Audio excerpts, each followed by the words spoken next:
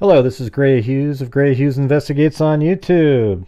Probably hear that a few times during this because this video is a conglomeration of a whole bunch of my videos that I made in the Brian Kohberger Idaho 4 murder case. And I'm putting these all together so all the freaks can hang out and chill out even when I'm gone. Alright, so this video is like 3.5 hours long, but it actually includes a whole bunch of other videos all put together. So I think you'll find it interesting. It's all the videos, some of the better videos I've made in the Brian Kohberger case. All right.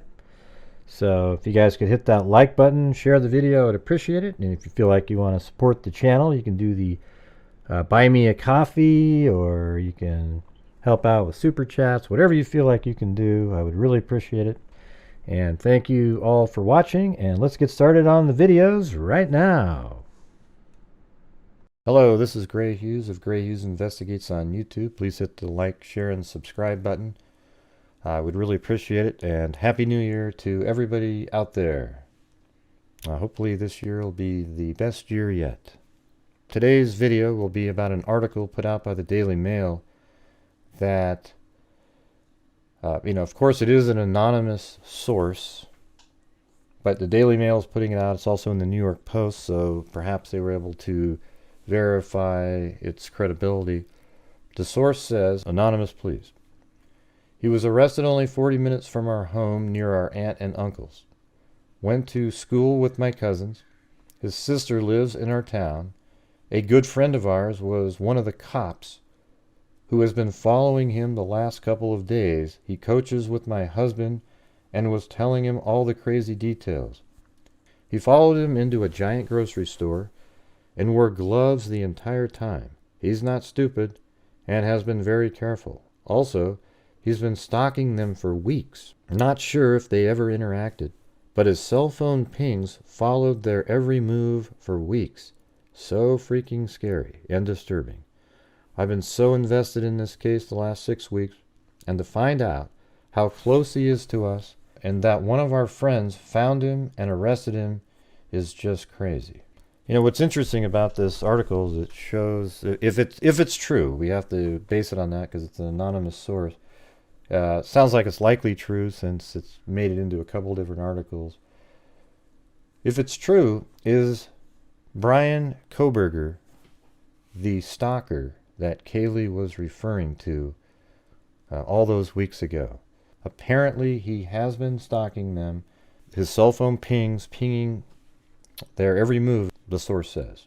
So when you look at the layout of the town right here, you'll see that where the house was at 1122 King Road, there's this driveway that comes up here, and I wonder if his car may have been parked much like this vehicle here is often.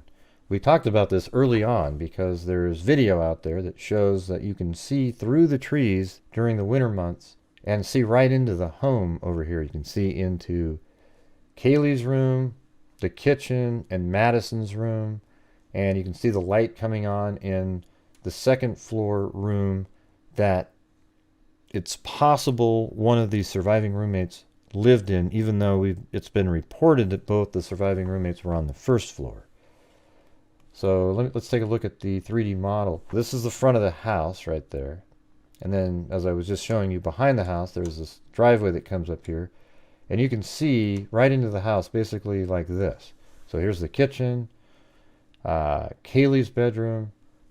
This is the window that's above the U-shaped stairs as you go up the stairs. So you'd be able to tell if anybody was walking up there. Here is Madison's bedroom. So this person may have been watching them often in the house. Now the front of the house, you'd only be able to tell if Zaina's light was off by being in the front. So possibly Brian walked around to the front of the house, made sure that those lights were off and all the lights were off, and then also from up above could see that all the lights had turned off, then waited maybe a half hour, make sure that they're all sleeping, and then enter the home. I think it's likely that Murphy the dog was probably in Kaylee's room, and Madison and Kaylee were likely in this room, and we know that they were both trying to communicate with Kaylee's ex-boyfriend Jack on the phone, so they were likely just sort of laying on bed in there together, trying to call him, and then eventually just went to sleep on the same bed in there. And Murphy, her dog, was just left in her own bedroom, and she probably shut the door so that he wouldn't just be running around the house during the night. I mean, it'll be really interesting to see where those phone pings were tracking him. Where in the town were the cell phone pings right next to the 1122 King Road address where all 4 victims were killed? Just everywhere. And also, it doesn't seem to mention the 2 surviving roommates. And I'm just wondering if Kaylee, Madison, Zana, and Ethan were all better friends and would hang out more often. We don't really know. It'd be interesting, though, if he stalked all of them and would follow them around to various locations, and then he was eventually going to go into that house, and maybe he was really just stalking all the women that were in that house, and then eventually he was going to go in there and kill all 5 of the women in that house. But it turns out that there was too much noise made maybe on the first 3, and perhaps it is true that the 2 surviving roommates' doors were just locked and he couldn't get into them really quickly, so he got out of there. Now, we did have a caller the other night, I think it was Mike D, if I remember correctly, who was talking about how easy it is to just break in to doors that are inside the house unless they are specifically made stronger, much like the front door of a house. So it turns out this Brian Kohberger psycho is starting to sound more like a serial killer-like person. You know, that doesn't mean he technically is a serial killer, but I think his mentality is very similar. And that's why you can make comparisons. A lot of people say when somebody is killed with a knife, it's personal and it's, you know, there's a lot of rage there. Well, serial killers often kill in a way that seems like it's personal because that's what they want to do. You know, that's how they're feeling, but there might not be any personal connection. In this case, though, there could be a connection because it sounds like Kaylee's father is saying that they've found a few different connections between his daughter and the killer. Now, Steve Gonzalez, who's Kaylee's father, has said multiple times that he believes that his daughter was the target because her wounds were different. But again, does it really mean that she was the target specifically because her wounds were different? Or was it just the circumstances of the killing that her wounds were significantly different than the others? So far, we've learned that Brian was socially awkward, but very intelligent. Something we haven't heard at all about is whether or not he's ever had a girlfriend. Not one time so far. Now, maybe it's been mentioned somewhere and I just haven't seen it, but I haven't seen any ex-girlfriends come forward or the mention that he had an ex-girlfriend. So this guy to me, is giving off the James Holmes / Elliot Rodger vibe, where he's very frustrated and got fixated, knew that he had the thoughts that he had, much like James Holmes. James Holmes, I believe, studied some sort of psychology classes to figure out why he was like he was. Brian Kohberger knows who he is and why he's the way he is.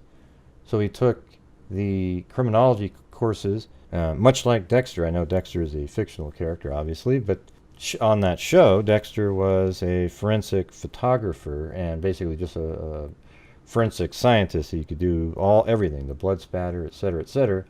So he knew what not to leave at the scene and what to do to minimize his exposure for DNA or anything like that. And maybe that's similar to Brian Kohberger, he's taking criminology and criminal justice courses on the legal side and on the forensic side in the criminology side, where he's learning what not to do, and things to avoid when he's going to commit these murders.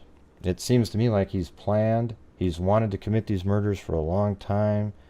I don't know if in his mind he feels like it's revenge for some time when he was jilted, but maybe that communication that Steve Gonzalez refers to with Kaylee was actually little communications on social media, and maybe those were a little bit strange, and perhaps that's why Kaylee thought she was being stalked. So this is all developing information, everybody. Very interesting stuff. We're going to continue to follow this. I'm still building out my 3D model because I think at one point it's going to be very useful in putting together what might be in the probable cause document, and we'll be able to do it right here.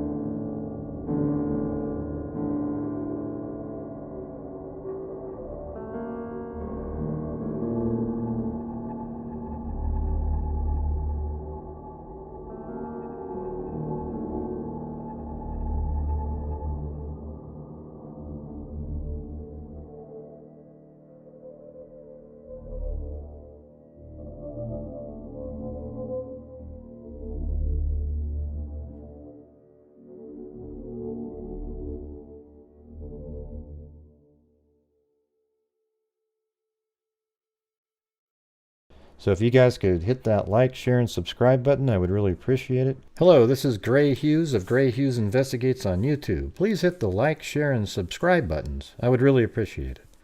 Today's video is regarding newly released surveillance videos from the early morning hours of November 13, 2022, the night that 4 young college students were brutally murdered.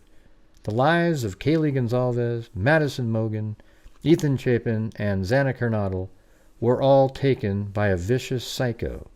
An individual named Brian Kohberger has been arrested, and I believe that Kohberger is the aforementioned psycho. Some people question the validity of these new videos, but I believe them to be authentic. At the beginning of this video, you can hear a car horn and its specific cadence in the body camera video at 2:54:24.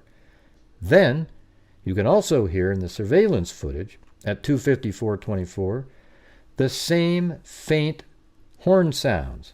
I think this serves to validate the surveillance videos. The videos are also taken in the correct location where the white Elantra would have turned around.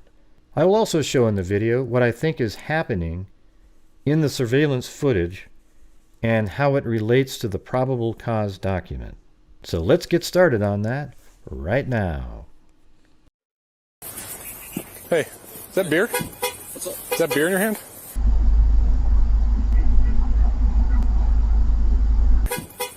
Is that beer?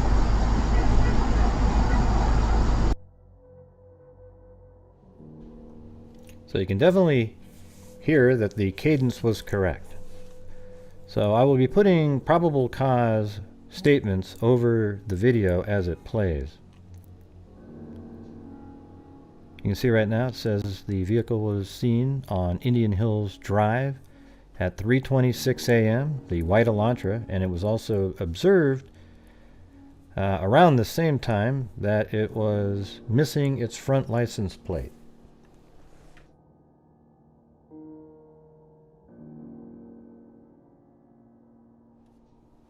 And you can see the white Elantra heading up north here.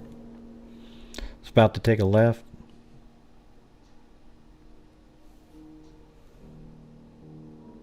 And in just a moment here, it passes an A&W restaurant, and I remember there was reporting during the very early days that an A&W picked it up, and it's right here at the Steiner Avenue and Idaho State Highway 95 intersection, and that's at 3:28. Looking at Google Maps, it takes 2 minutes approximately from there, but we don't know if it was right at 3:28 or was it in the 3:28 minute, right? Like it could have been 3:28 and 35 seconds. But it takes 2 minutes to drive from there, which would make it 3:30 on the dot. But, you know, if it was 3:28 and 45 seconds, it would be 3:30 and 45 seconds ish. You know, we don't really know how fast somebody's going to be driving. He might have been driving a little bit slower to avoid being pulled over, like he seems to have been pulled over so many times.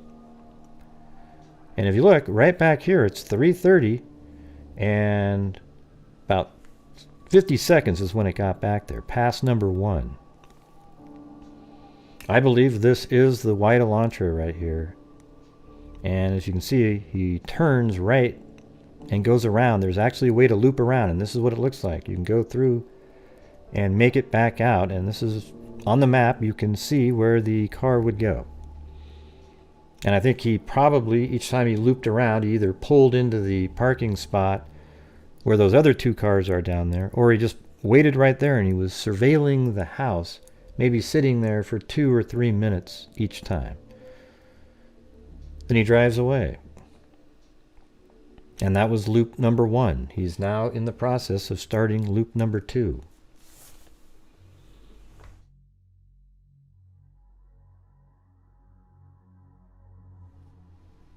And I'm basing this on the probable cause document where it does mention that he took 3 loops, and then there was a 4th loop, and all of those loops are captured on the surveillance footage.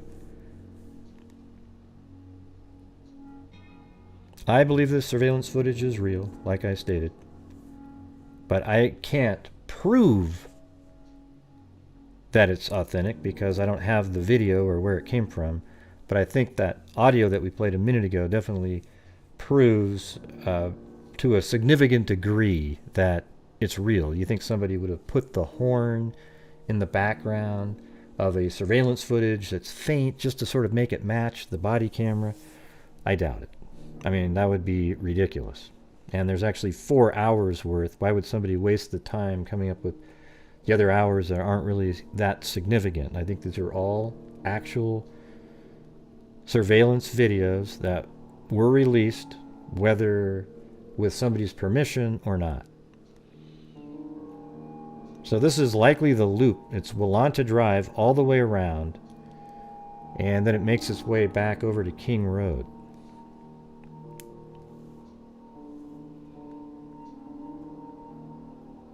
And I've included a clock at the top of the screen, which gives you what time it would be approximately when this is happening. So here comes the wide Elantra, about to get to King Road. This is pass number 2.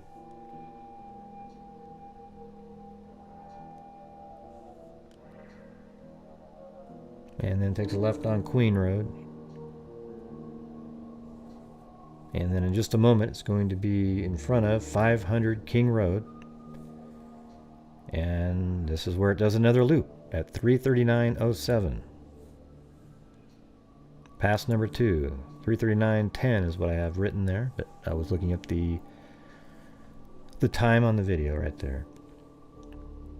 And then it does the same thing. Goes right through here again, and at the end of the street right there, you can park your car and look and surveil 1122 King Road.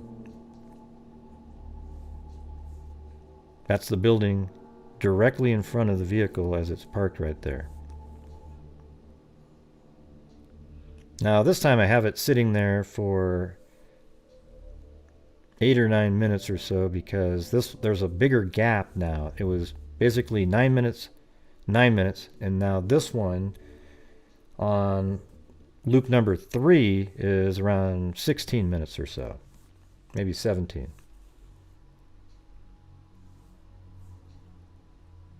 And here it goes around. The same thing, Willanta Drive. It even says that in the probable cause that on each loop it took Willanta Drive.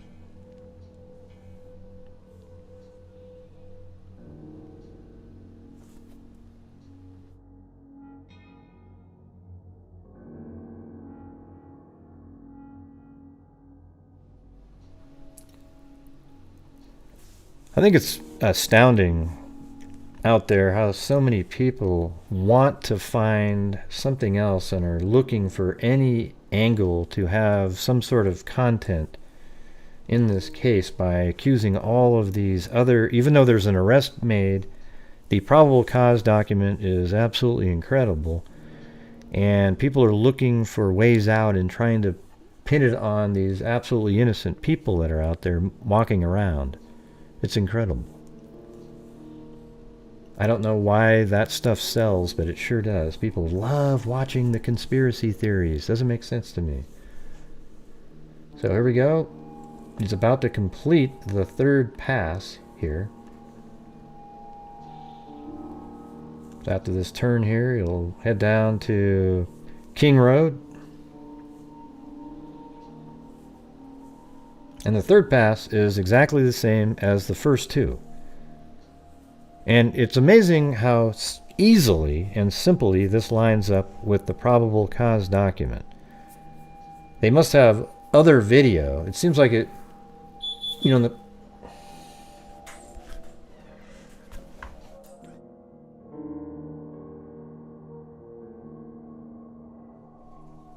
and here it comes back behind the King Road, or it's actually the Queen Road, 500 Queen Road, and it's pulling around right there. And now look at the time. It's pass number 3 is at 3:57:01.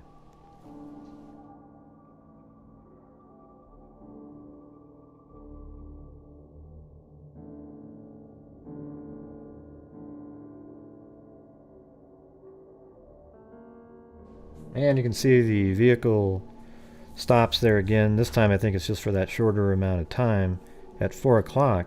And then interestingly, right around the same time is when the DoorDash driver got there. Okay, the DoorDash order at the residence at approximately 4 a.m. They've identified the DoorDash driver. Dylan Mortensen stated she woke up at approximately 4 a.m.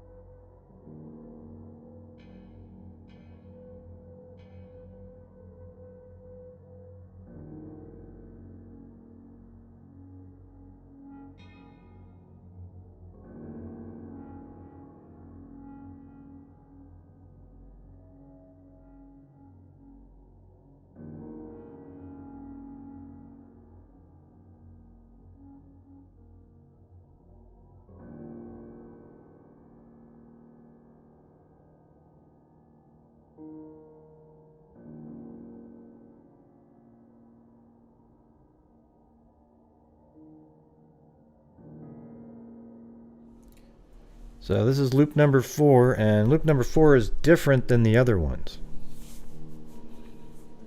It makes me wonder if the DoorDash driver might have still been in the area. Now the probable cause says he returns to the area at 4:04, not necessarily when his car was turning around. So I think there's cameras right around here where it shows him coming into the area at 4:04, and then he's going to turn on King Road. This one, again, there it says it right there, entering the area a 4th time at approximately 4:04 a.m. So as it turns, it comes down, gets on Queen Road. It can be seen driving eastbound on King Road, stopping and turning around in front of 500 Queen Road number 52. Now watch. You see this happening. It literally matches the probable cause document perfectly. It comes in here. It doesn't continue around like it normally does. It pulls forward. You can see the WIDA launcher right there. It stops and sits there for 10 seconds. And I have the real time here that's not sped up or anything. And he backs up and exits the area. And it says it can be seen driving eastbound on King Road, stopping and turning around, just like we just saw. And then it heads west.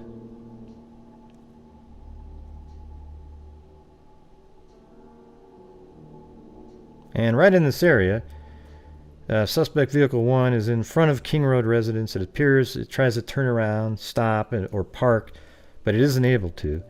Then it goes forward, and it goes to the intersection of Queen and King Road and does a 3-point turn.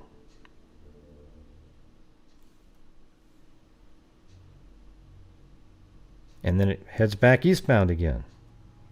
Now watch how amazing this is. Perfectly timed up with about how long it would take.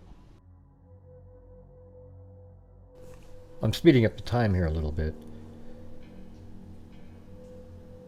because I don't know how slow the car was actually driving. It looks like it's actually moving pretty quickly. So as you can see, when it comes back here, I still have the time synced up on the bigger clock. And it's probably around, I would say, 4:08, close. I mean, it's close to 4:08, but 4:07:50 it sits there.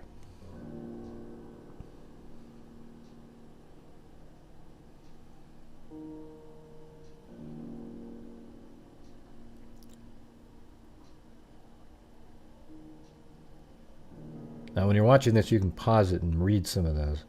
I'm just quickly having the clock tick through those minutes. And then the killer leaves. And then gets back in his car, and around 4:20 in the morning, takes off at a high rate of speed.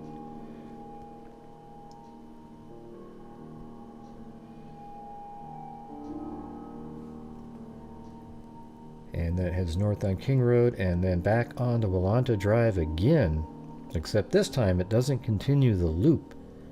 It heads south and out of the area.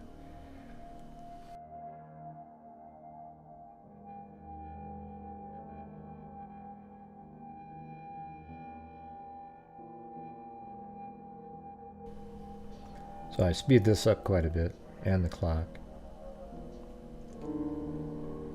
And normally, at this next intersection, it would have continued on forward, but it takes a right and heads south. And law enforcement knows which way it went because of various cameras that are out there. And it heads this direction, and if you look at the map, some of these other places are sort of dead ends. They don't go anywhere. So the vehicle comes down and heads out south, and I believe it comes out around 4:25-ish.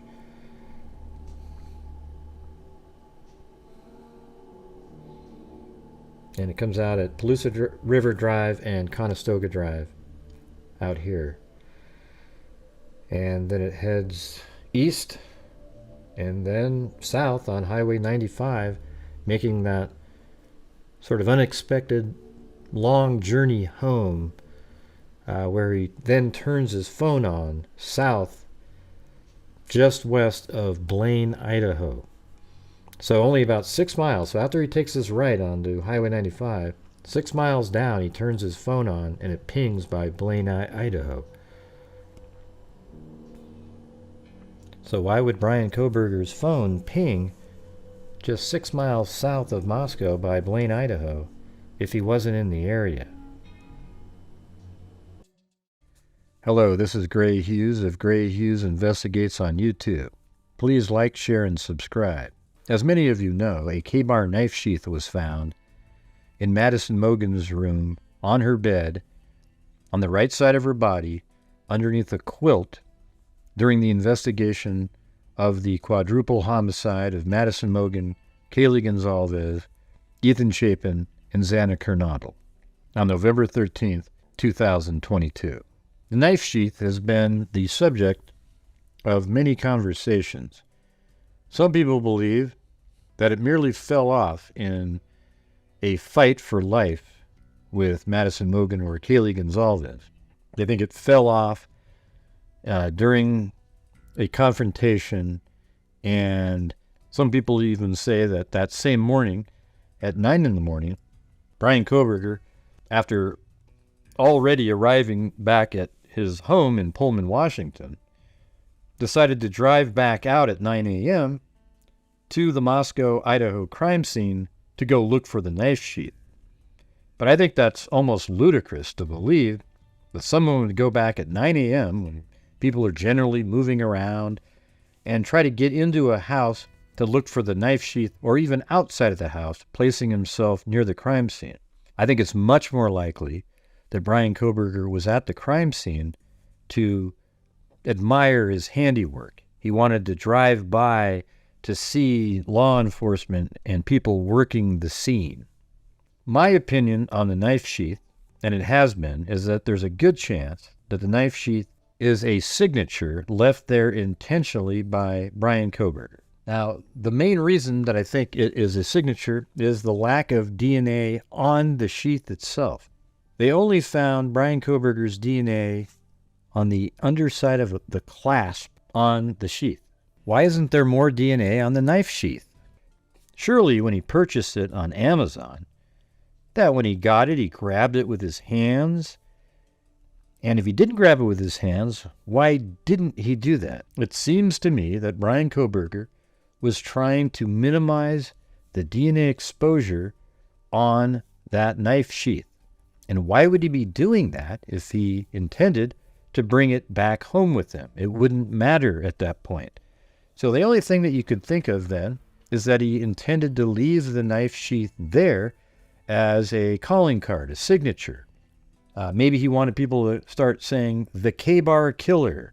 And maybe he thought that would have been kind of funny since his initials are BK, and that would be like K-bar. Maybe he thought that would be clever in some way. But I think when you look at the fact that there's no DNA other than a little tiny bit of touch DNA on the back of that clasp, you have to ask yourself why. Why isn't there more DNA, touch DNA, all over that knife sheath? We don't know for certain if the knife sheaths are made by hand somewhere or manufactured in a factory. Either way, perhaps at some point somebody would have touched it. And again, if there's no DNA on it, why not? Why is Brian Kohberger's DNA just barely present as touch DNA on the clasp and nowhere else? I think people really need to take a look at that, because I think, to me, that's the strongest evidence that he intended to leave that knife sheath there. So that's really all I wanted to put out on this video, is I want people to take a look at that. Now, in the comments section, let me know what you think about that, using what I've just told you as a guide. Why isn't more of Brian Kohberger's DNA all over that knife sheath? I look forward to reading your comments in the comments section. Please like, share, and subscribe. And as I always say, everybody, until next time, be safe out there.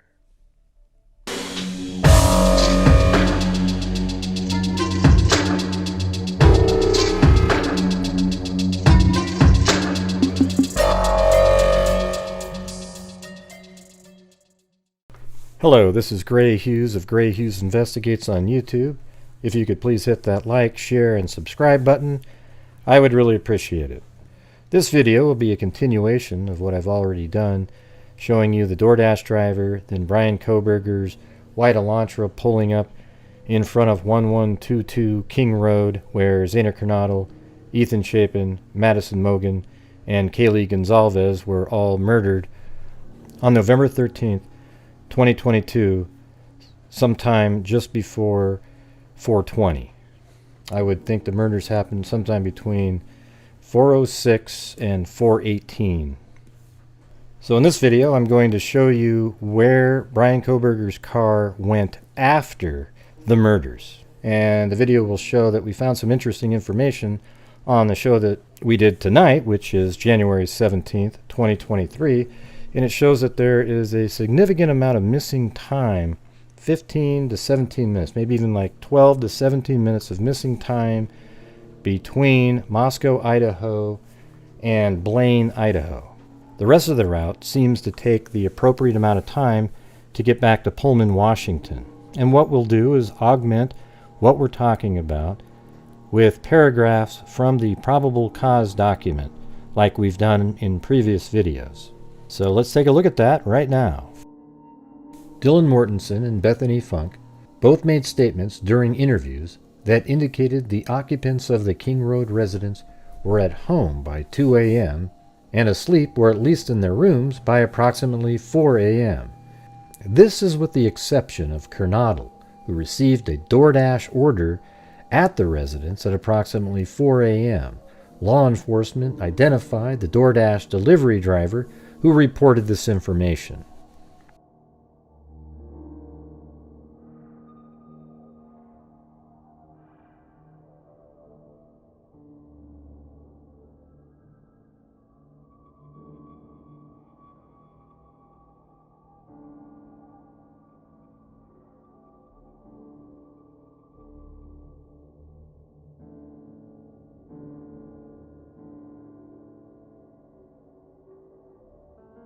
Suspect Vehicle 1 can be seen entering the area a fourth time at approximately 4:04 a.m. It can be seen driving eastbound on King Road.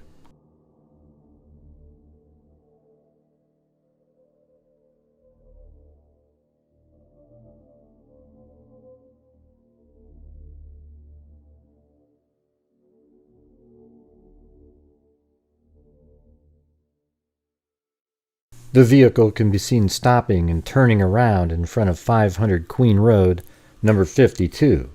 As you can see, there's a surveillance camera in the area.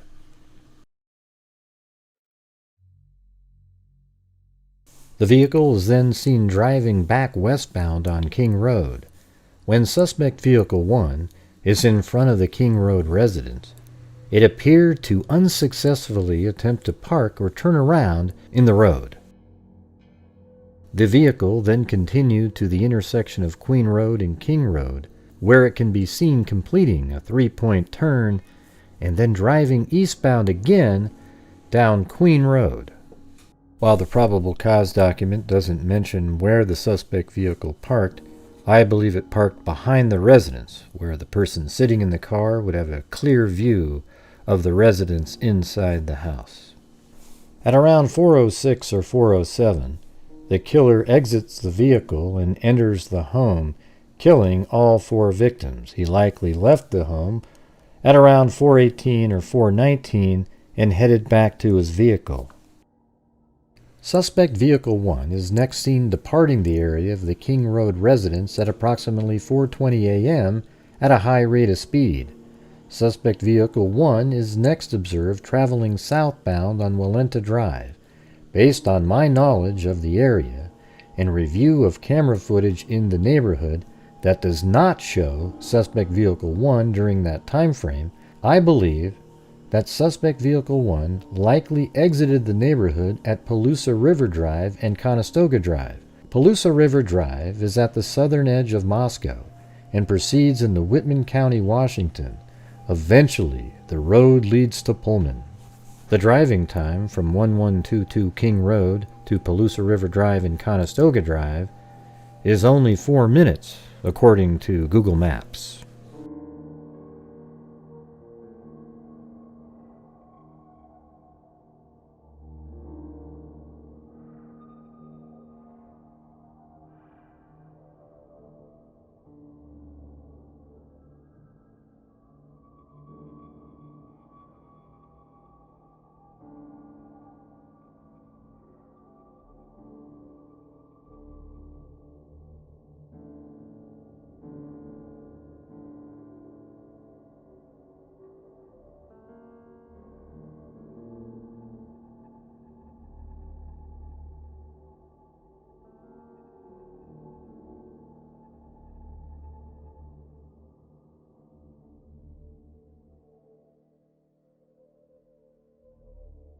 The 8458 phone, or Brian Kohberger's phone, does not report to the network again until approximately 4:48 a.m., at which time it utilized cellular resources that provide coverage to Idaho State Highway 95 south of Moscow, Idaho, near Blaine, Idaho, north of Genesee. It's only about a 15-minute drive from 1122 King Road to just north of Genesee. That would mean, since the vehicle left at 4:20, it should have been able to get there by 4:35. But it doesn't ping there until 4:48. That means there are at least 13 minutes of missing time. Is this when Brian Kohberger may have ditched his knife and bloody clothing? Maybe someday we'll find out. Between 4:50 a.m. and 5:26 a.m., the phone utilizes cellular resources that are consistent with 8458's phone traveling south on Idaho State Highway 95 to Genesee, Idaho, then traveling west towards Uniontown, Idaho, and then north back into Pullman, Washington.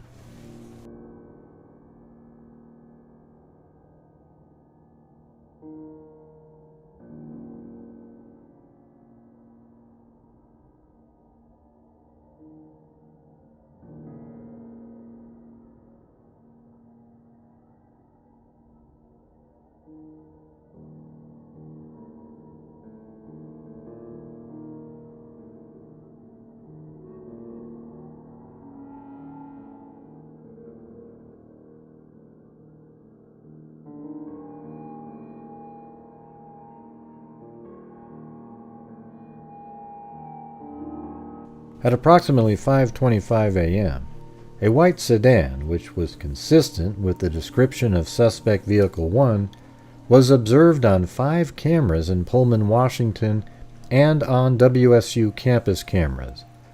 The first camera that recorded the white sedan was located at 1300 Johnson Road in Pullman. The white sedan was observed traveling northbound on Johnson Road. Johnson Road leads directly back to West Palouse River Drive in Moscow, which intersects with Conestoga Drive. The white sedan was then observed turning north on Bishop Boulevard and northwest on SR 270. At approximately 5:27 a.m., the white Elantra was observed on cameras traveling northbound on Stadium Way at Nevada Street, Stadium Way at Grimes Way, Stadium Drive at Wilson Road, and Stadium Way at Cougar Way. The direction that Kohberger's phone and the white Elantra are traveling are consistent with heading back to Brian Kohberger's residence. Using the probable cause document, the closest route that I found that resembles the route that they put in the document would be this one right here.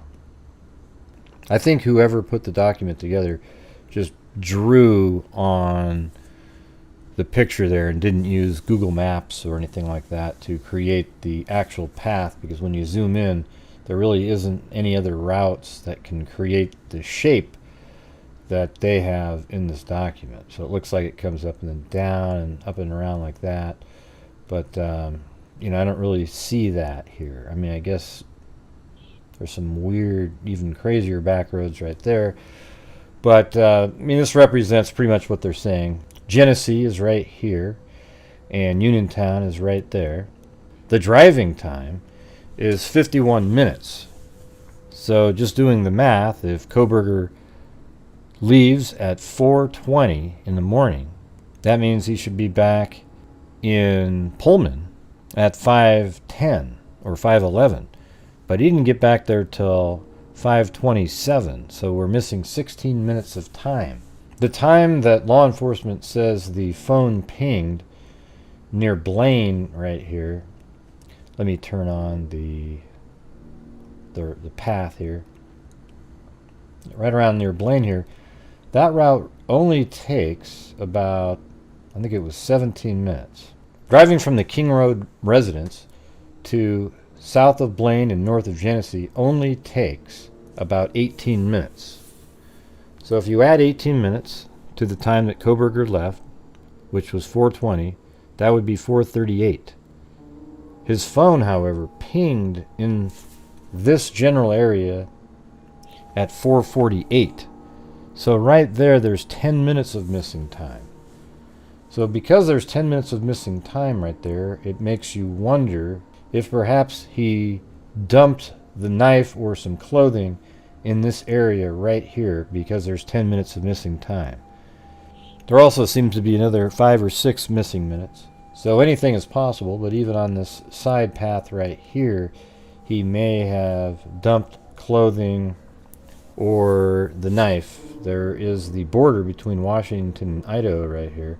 You know, given the fact that we're missing 10 minutes of time from Moscow to where the phone pinged, around 10 minutes, could be 10 to 15 minutes. You wonder if it's in this area right here that the knife or the bloody clothing that he obviously would have been wearing were dumped. Brian Kohberger obviously would have wanted to dump the bloody knife and bloody clothing as soon as possible after the murders to avoid those items being discovered had he been pulled over. The probable cause document has associated Brian Kohberger's phone with the white Elantra. The timing matches up not only in Moscow, Idaho, but in Pullman, Washington as well. So I think the probable cause document is incredibly useful. The more you look at it, the more you put pieces together. So tonight on my show, we're going to go back over the probable cause document again from start to finish, and knowing what we know now and having time to digest it. I think you'll find it really interesting. Hello, this is Grant Hughes of Grant Hughes Investigates on YouTube. Please like and share the video, and if you like my content, please subscribe to my channel. Also, if you have time, please leave a comment after the video, because I'd be interested to read what you think. This video will be taking another look at the 1320 Linda Lane camera footage. As we know, this camera footage, showing what appears to be a white Elantra driving near 500 Queen Road, matches the probable cause document perfectly. This video removes all of the in-between time, showing only when either light from the vehicle or the vehicle itself is on the screen. This first sequence starts off playing the full loop and then is played at twice the speed and then 4 times.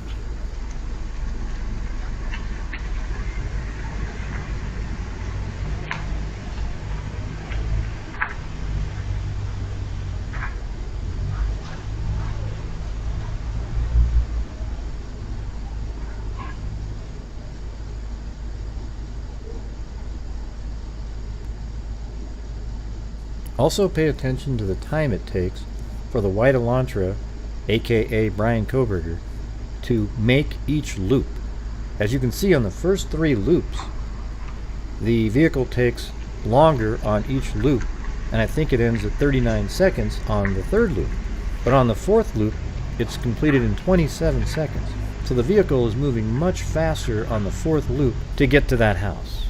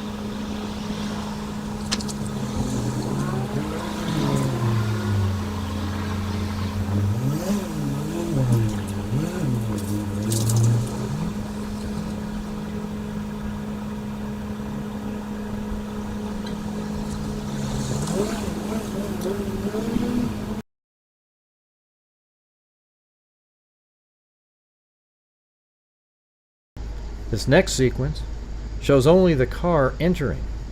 Pay attention to the fence railing. As you can see, the vehicle maintains precisely the same height on each pass.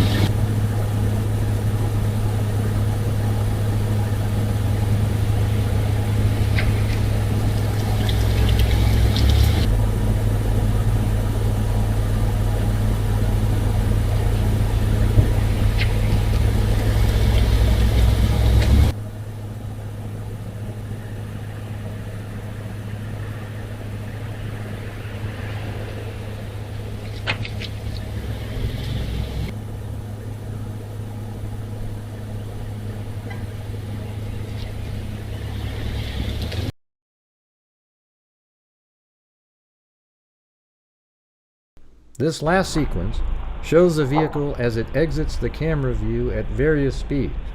When viewed at the fastest speed, you will be able to see that it is the same vehicle all 4 times it passes. The 4th pass is interrupted by the vehicle turning around at 500 Queen Road, then driving to the intersection of Queen and King and performing a 3-point turn, then going back east down Queen Road, completing its final turn. This is precisely mentioned on the probable cause document.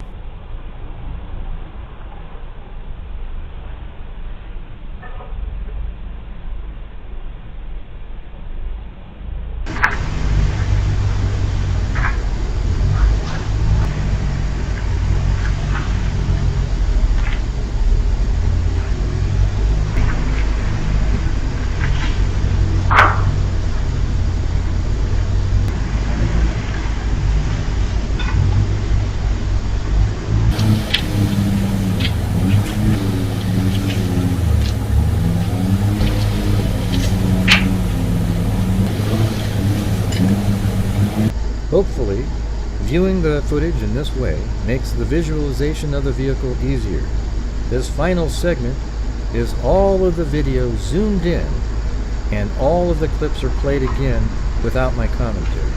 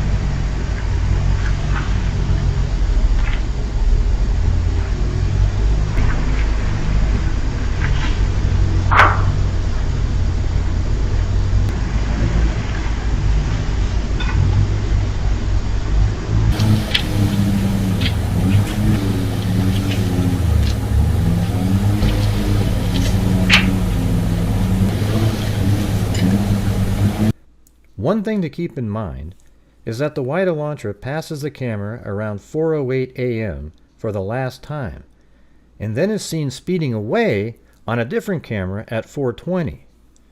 That means the wide Elantra remained in the area of the residence for 12 minutes. No other cameras during that time picked up the wide Elantra. So based on Brian Kohberger's alibi of him liking to drive around late at night, he was just extremely unfortunate that night that he stopped for those 12 minutes at a house where 4 college students were murdered. Boy, is he just an unlucky person.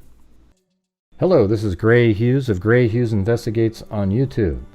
In early September, I was in Moscow, Idaho, filming the crime scene area for the Idaho 4 murder case of Ethan Chapin, Xana Kernodle, Madison Mogen, and Kaylee Gonzalez. When I went there, I just wanted to get a better perspective of the area, and it looked similar to what I've envisioned seeing all the different videos that are out there. But what you don't realize is just how close everything is together.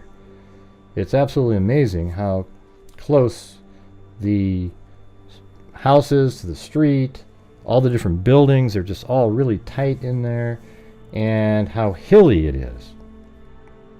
And just before we get moving on the video, if you go right here, it is 2,657 elevation, and right here, down below, right behind the 1122 King Road address, it's 2,694, so almost 40 feet. And then right here, it is 2,698, so it's even 4 feet higher right there. Now you can see that easily if you turn there. You can see that that's 4 feet higher than here, and you can see how sloped it is because this stays perpendicular, the ground stays perpendicular to the camera, and you can definitely see how slopey this is right here. So this is an important area back here. This is where a white Elantra would drive by. It would come through here and then down and then back out on Willanta Drive and out of the area, then come back in and drive back behind over there and come back around. And it did that a few different times until its final pass where it stopped, and the murders happened between I would say about 4:09, and the car was speeding away at 4:20. So likely there was some blood spatter mitigation going on before getting into his vehicle. So the murders probably took place in a 7 or 8 minute window. So here is the house right here. And if you parked right there, you'd be able to see if Madison Mogen's lights were on or Kaylee Gonzalez's lights were on. And likely after that, after observing that all the lights were off in the back of the house, probably gave up on the front because it looks like Xana Kernodle was still awake, you know, using TikTok or some other social media app, and she was still awake and getting a DoorDash delivery at 4 in the morning, so likely would still be awake at that point. But he was probably waiting for these lights to go off and then made his move. He wasn't going to wait any longer. And then he goes through down below there's the door to the kitchen on the ground level, and made his move, went through the kitchen. There's actually a level below the kitchen. The kitchen's the second floor, but it's ground level in that area. And then the first floor comes out even lower. As we mentioned earlier, there's a massive drop in height. So there's ground level on the second floor, and there's ground level on the first floor. You can probably see that right here. So there's the patio outside the kitchen, and here's the third floor. The kitchen's actually on the second floor. The kitchen's just below Kaylee Gonzalez's room. And because it's so steep right here, it drops down, and there is a first floor, which is right down here, and it comes out even lower. Now that wall right there, this wall right there is where the television is in the living room. Up above here is the window to the bathroom on the third floor that's just outside Madison Mogen's bedroom. This piece of plywood here is a window that is at the top of the staircase, and then I think there's a third window over here that is a window, I believe, in Kaylee's room, because her room was much larger. If you could combine the bathroom and Madison Mogen's room, you'd have rooms that were in similar sizes. And so there, look how close everything is. See this? I just want you to get a really good perspective here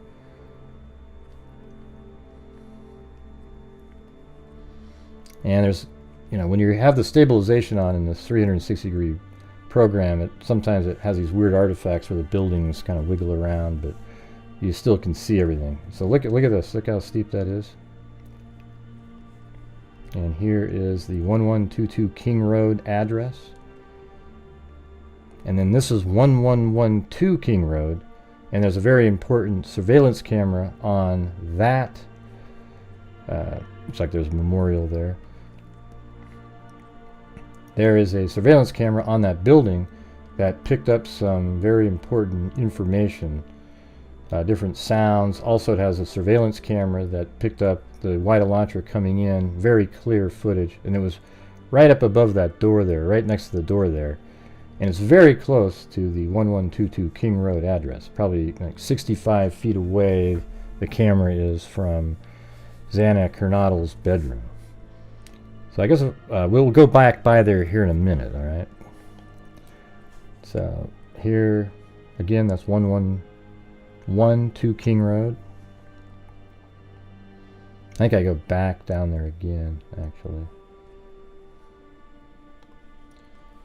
Yeah, so this is lower, 40 feet lower than back behind 112 King Road, and it's even lower over there.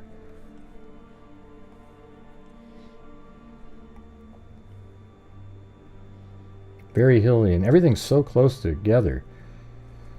And that's why it seems like Kohberger must have surprised people, because there wasn't really any screaming or anything where people could hear. I mean, there's so many people around, but it is 4 a.m. People were drinking, and often when you go to sleep after you've been drinking, it's a pretty heavy sleep, and you're not just waking up to any sound that you might have heard. Also, the 1112 King Road surveillance camera didn't seem to pick up anything. Alright, so if I pause the camera right here, that's the security guard. This window right here is Xana Kernodle's bedroom. This window right here is in the living room. This window down here, I think, is Bethany Funk's bedroom. This is the main door to the house. And the window over here is to a room on the first floor that nobody was using. There were golf clubs, and it was more used for storage.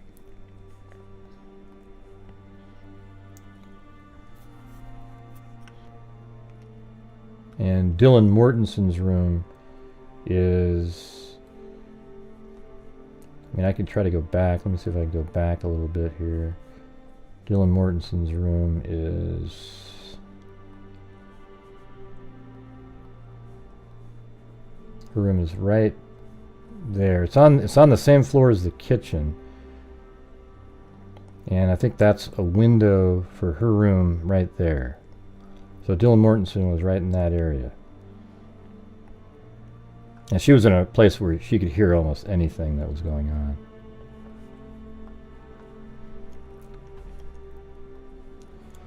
Okay, so we're back here. And this is where the White Elantra would have been driving up this road and driving exactly where we're going right here. It drove back behind here, and it goes very steeply uphill. And you look, even looking at this, you can see how far downhill it is over to there. And this is back behind 500 Queen Road.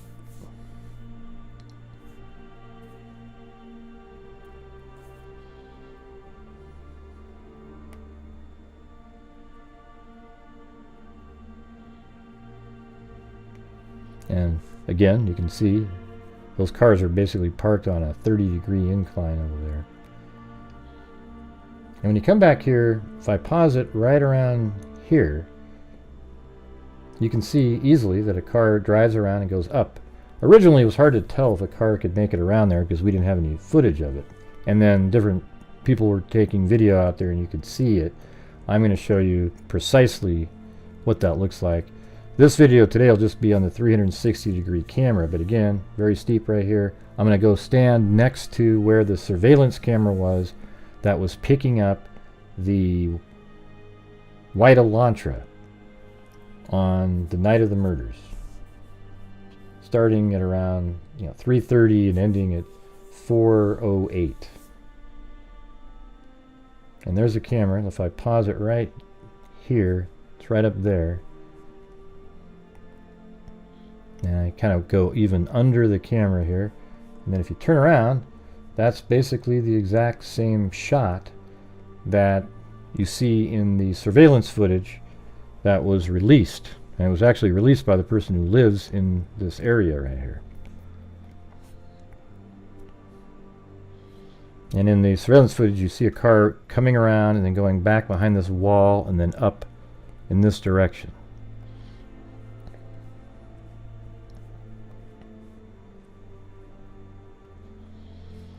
Okay, so I'm going to get back to where I came from here.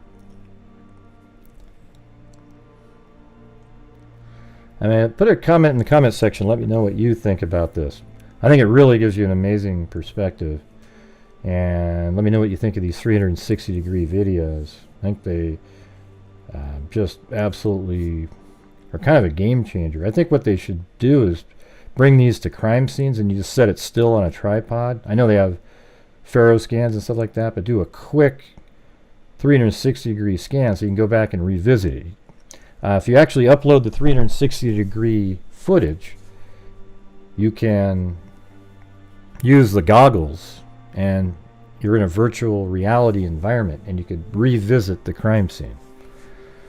So here is the space behind. So if you look back here, this is where the car would drive. It would drive up and up through here and around, where the Elantra turned around in one of the passes. I think this the fourth pass. Came here and then turned around and drove back this way and then eventually came back this way again, all part of the same extended fourth pass, and then drove by and went up around right here where we will be walking.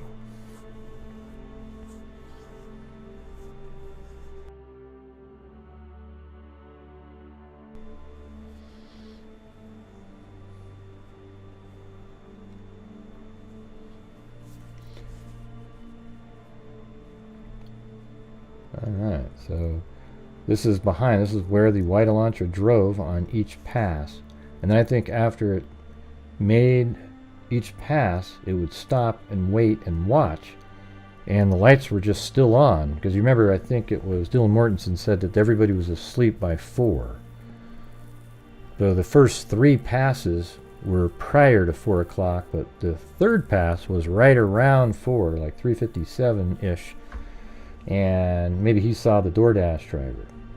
But right in this area, maybe he parked here, but I think it was right there. Every time he came around, he would turn, park, wait right in this spot, and then look and wait and see when the lights turned off.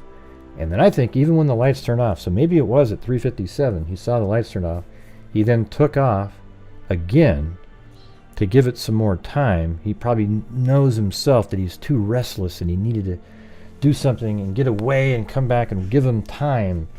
So he left, came back, and he entered the house likely at around 4:09.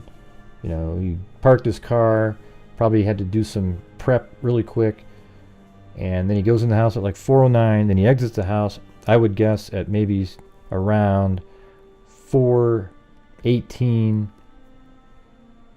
Does some mitigation of blood spatter outside his vehicle. Then he gets in his vehicle and takes off. So there you go. Look how close that house is to the road, everything. It's just incredible that something of that horrific magnitude happened in that area. Hello, this is Gray Hughes of Gray Hughes Investigates on YouTube.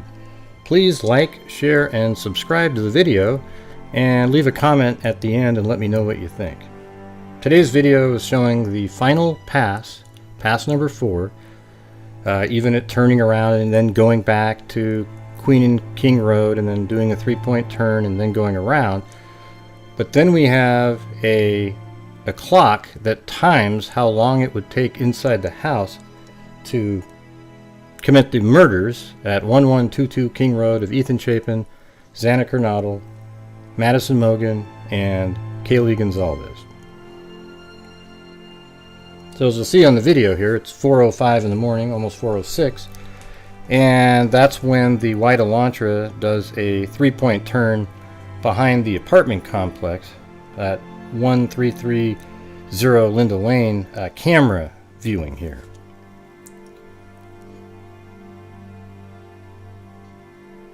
That isn't the 3-point turn, by the way, that is mentioned on the probable cause. Now, right in this area, I think there's a lot more time taken when law enforcement says that the white Elantra tried to park or turn. I think it was sitting there doing something. Now, what camera, how do we know that it did that? How does law enforcement know that it did that? Is there another camera, or is it the audio on the 1112 King Road surveillance camera that picks up the audio and sound? They can hear it kind of backing up and doing certain things. So I think that takes a little bit longer than we had previously thought on different videos that I've made. I think it literally sits there and it's probably checking to see if the lights will turn off, because we know that Xana is likely still awake at 4:05 and 4:06 because she had just received a DoorDash delivery. So here's where the vehicle takes a does a 3-point turn, then heads back down east on Queen Road, and this is the final completion of pass number 4. As you'll see, it'll go back behind, it'll pick up on the camera, and this is the Linda Lane camera, and there it goes behind, and you can see the time right now is 4:07 and 40 seconds. And here it comes. Everything on this video this time is real time. I'm not speeding anything up. So here's where the vehicle parks. I believe it parked right behind in the woods, back behind. Could even be farther to the left there. And the real point of this video is to show you how easily somebody like Brian Kohberger could go into that house and kill all 4 people in 7 minutes. I put time throughout this sequence here that shows, the screen just goes blank and you can use your imagination as to what happened in there. But it's a startling amount of time. I mean, 2 minutes at each location. I had to stop the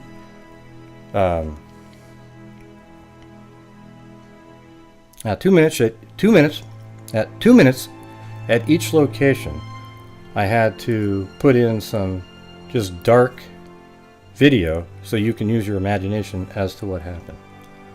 So when the car parked here, I believe he prepared to get ready to go inside the house. Maybe he changed clothes, maybe he put something over his clothing. Dylan Mortensen didn't mention anything over his clothing. She just said he was wearing all dark. So we don't know. Is he putting a bag on the ground here? Does he put a bag in the woods to put his bloody clothing in after the murders? We know that based on what the defense said, that they didn't find any blood evidence inside of his vehicle. So perhaps Kohberger put things into motion to mitigate putting blood inside of his vehicle. So here he is getting out of the vehicle. Illustrated by the red dot, and goes down into the woods. Now I have him entering the house at around 4:10. So right about now enters the house, and I have elapsed time. So that's a ticker down in the bottom left hand corner, keeps track of the elapsed time while inside the house. I also believe that when Dylan heard what sounded like Haley playing with the dog, that's when the attack occurred, and that's right around here at 4:10.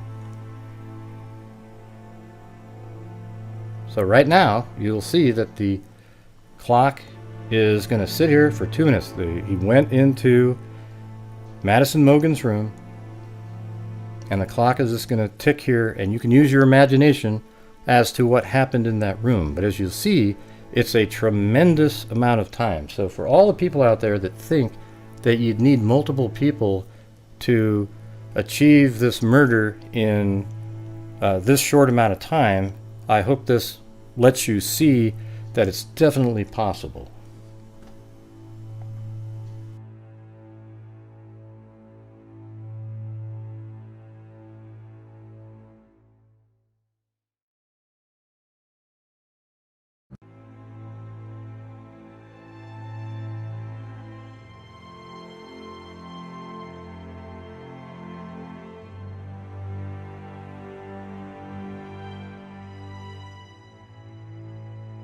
I mean, this is the room where you had the knife sheath. One thing that people debate about was the knife sheath left there intentionally. I think it very well could be. I don't know for certain, because I have another theory that he went back upstairs to look for the knife sheath, and when he came back down, he heard Xana making noises, and that's when he said, "Hey, I'm here to help you," and then he killed her. And that would mean that he realized that he lost it somewhere, but he couldn't find it because it was underneath the quilt. However, you look at a theory where the knife sheath has been completely wiped clean, but he missed the spot right under the button. Why was he cleaning the knife sheath if he intended to take it with him? For the possibility that he might drop it there? I don't think so.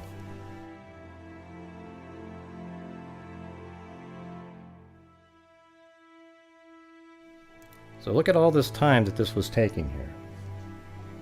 And it's still got another 10 or 15 seconds. Now you might hear an occasional bark or something in the background because I do have neighbors. Alright, now the killer exits the room. You can see Kaylee and Madison on the bed there. Then goes down the stairs. And then I have like Ethan Chapin sees him right there. And then he follows around, and then Ethan Chapin has his hands up to stop.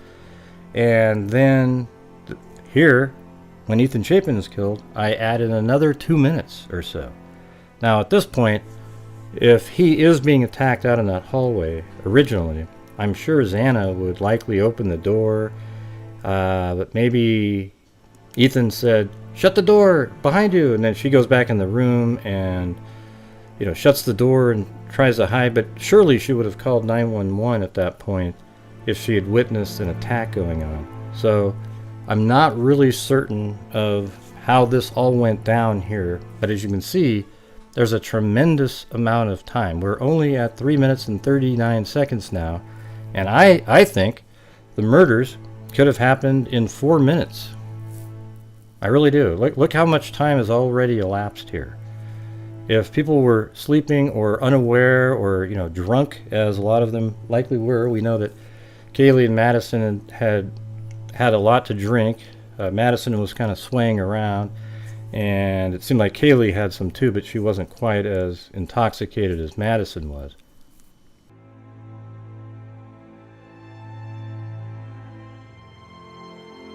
So as you can see, we still have another 40 seconds or so just in that hallway, just to try to fill in the time here. So there's still a battle going in the hallway.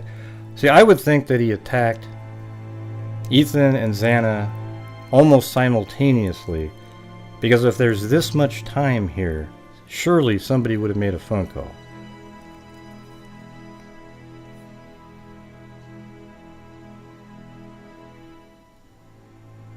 Probably got another 20 seconds or so here. And after this 20 seconds is up, you'll see the killer go into Xana's room and Xana backing up on a bed.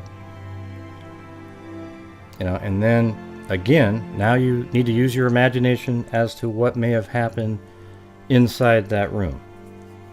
But look at the clock right now. It's 5 minutes and 13 seconds, 14, 15, 16, 17. That's all that has elapsed so far, but you can see how long it truly is.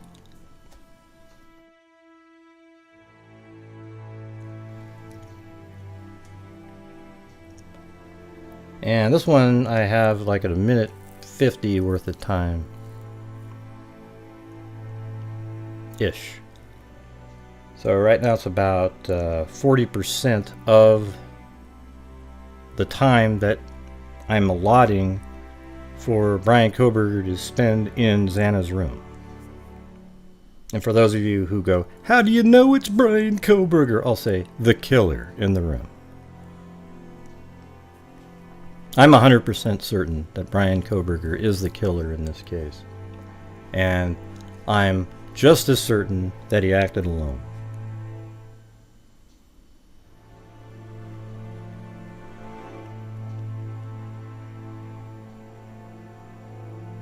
And so this is real time.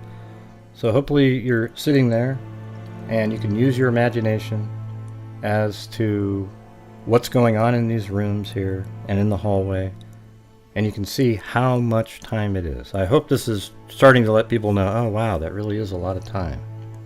Because the walking that I'm doing is absolutely natural speed when you see the 3D animation. So here we go. Kohberger now looking at his handiwork, exits the room, probably shut the door, maybe moved Ethan around.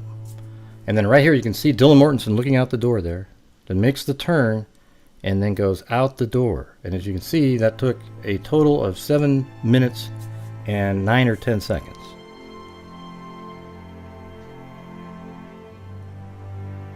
And you'll see next the red dot come out of the house.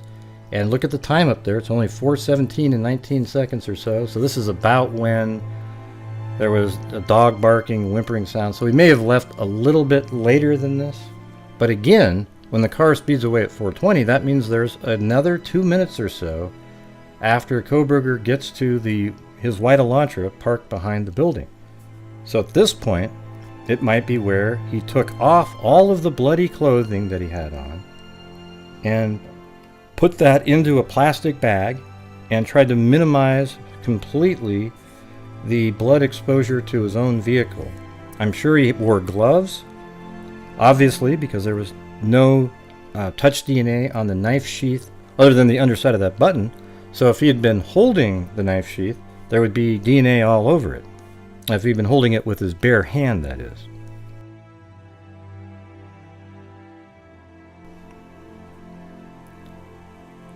So he definitely wore gloves, and I think he used the gloves to take off his bloody clothing, and then he put the bloody clothing inside of a bag, maybe like place it inside the bag, and then he takes off his bloody gloves, and then who knows if he rinsed his hands off or not, and then puts the bag, wraps it up and puts it in another bag maybe in his vehicle, and then drives off and disposes of the bag somewhere. I'd be really shocked if he took the clothing home with him, but I guess he could have and then just washed it in a washing machine. We don't know. So this is the time he's spending near his vehicle after leaving the house, and I think that's when he's trying to mitigate the blood exposure to his white Elantra.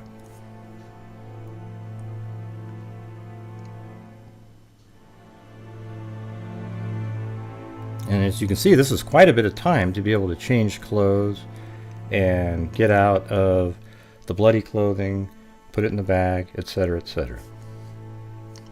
But he's probably even hustling doing this because he seems like he's in a hurry. That's why he's speeds away from the crime scene. And you'll see that coming up in just a second.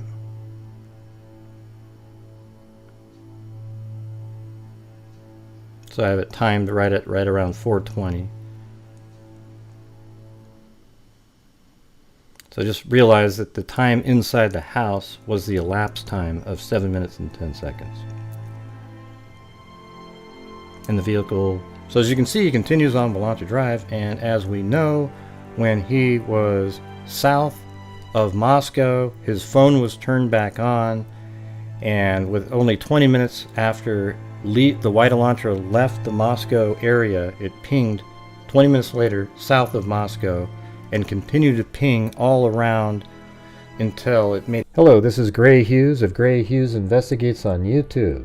Today's video is a continuation of the logical, rational-minded videos that I've been making using the facts in the case to come up with what is most likely going on. Now, if you like that type of video, please hit the subscribe button.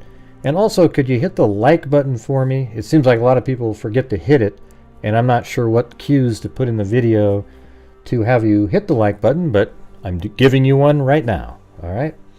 So this video today is similar to one I made months ago about the 7 minutes that the murders took place. I think the murders took place in a 9-minute period based on the surveillance footage that was released and the timing of the last loop. And I believe the murders took place between 4:09 and 4:18. So I've adjusted the time in between various elements of the crime, and it's just blank on the screen, and it'll be up to you to visualize what may have been going on. But you'll see that there is absolutely plenty of time for Brian Kohberger or anybody you think did it. There's plenty of time for them to have killed all 4 of these individuals: Ethan Chapin, Xana Kernodle, Madison Mogan, and Kaylee Gonzalez. Now, the advantage that the killer had was that all 4 of the victims had been drinking that evening and likely were quite intoxicated. We saw Madison and Kaylee were very intoxicated. They looked like they were staggering and kind of sort of swaying around in the grub truck video that we all watched. And so I think it was quite easy for the killer to overpower the victims. Now, Ethan Chapin is a male, but likely, he was tired. He had been drinking too, and we don't know if he was awake or not. We know that Xana was likely awake because she got a DoorDash delivery, but perhaps Ethan was still sleeping at that time. We don't know. Now, law enforcement might have a better idea based on blood spatter or positioning, etc., but we haven't seen that information yet. So in this video right here, we're going to start off, you guys remember that there are 4 different loops that the vehicle took. It drove by here on Queen Road, behind 500 Queen Road, and then by the 1330 Linda Lane camera. And I think on each pass it stopped right here, and Steve Gonzalez seems to have verified that thinking, that on each loop it stopped, turned, and was looking into the window.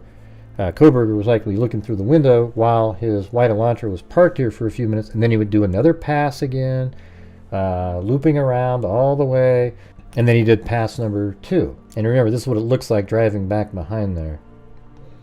So you're just back on 500 Queen Road. Right here, this is 500 Queen Road. Just drove in front of the 1122 King Road address. And then you'll see the lights on the surveillance camera over here light up. And that is from the surveillance camera of that night. I went out there and took video back in September. Now, when you're looking at the surveillance footage here, you see the Elantra pull up. And then over here, you'll have the time frame of 3:31 when it pulled into the scene, but I put the time of when the light disappeared off of the side of the building over here. And I'll just move it forward here. That one was at 3:31 and 15 seconds. After it went behind the building, this is where the parking area is, and that's right here. And he likely pulled up and waited around in that area, right where that yellow caution tape is. All right. 3:31, and then you'll see another one at 3:39. So right there, 3:39, and the vehicles, this is the pass at 3:39. You'll see, you can just see the top of the car over here. Each time it has the exact same profile as it drives by. That's 3:39, and then pass number 3 is right here, and he drives by, and that one's going to be at around 3:57 if I remember correctly. But there it is, same exact vehicle, same profile, driving by right over there. And the lights on the side of that building right there are just now dimming. And there it is, 3:57 and 23 seconds. So let's fast forward it. And then there's a aborted pass number 4 where the vehicle pulls in behind 500 Queen Road right here. And yes, everybody, that is a white Elantra right there. I know that people try to use mental gymnastics to come up with that it's a different type of vehicle, but you can absolutely see it there. If you go get a white Elantra, look at the profile, that's it. Okay, so it stops there for a little bit, and then eventually it backs up and pulls out and goes to the area in front of 1122 King Road and tries to turn around or park or something, but we don't get to see it. Maybe there is video out there that we're just not aware of, but we haven't seen it. And that was an aborted attempt, and now at 4:07 and 26 seconds it pulls back around. This time it's really going a lot faster, because I think what it just did was check. When it did the aborted attempt, while it was pulling in, he probably noticed some lights were on, said to himself, wow, I better go check what that was, and then he turned around, went back, and he looked, and now he's making his move. So that 4:07 and 44 seconds, he's just going around that corner, which places him about right here at that time, and then he pulls up here and likely parks at 4:08, but I don't think he got right out of the car. I think he looked and waited just for another minute or so, did his last prep, perhaps. I think maybe he put some other clothing on to help mitigate the blood spatter potential that might happen in the house. So after Brian Kohberger gets out of the white Elantra that he has parked right here, he walks down the slope, and there's a patio right there. And let's take a look at that.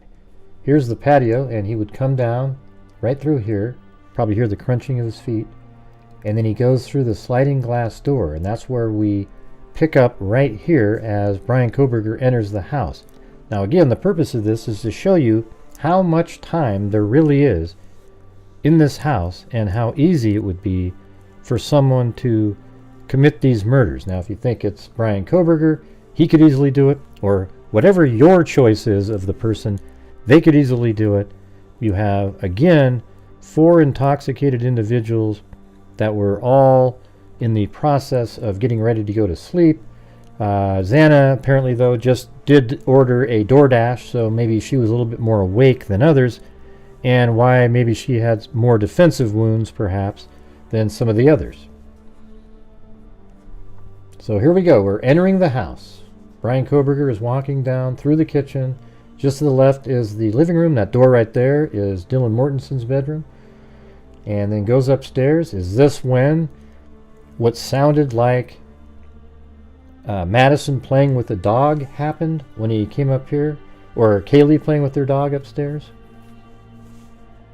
Is this when he was upstairs and Kaylee was playing with their dog, it sounded like, to Dylan?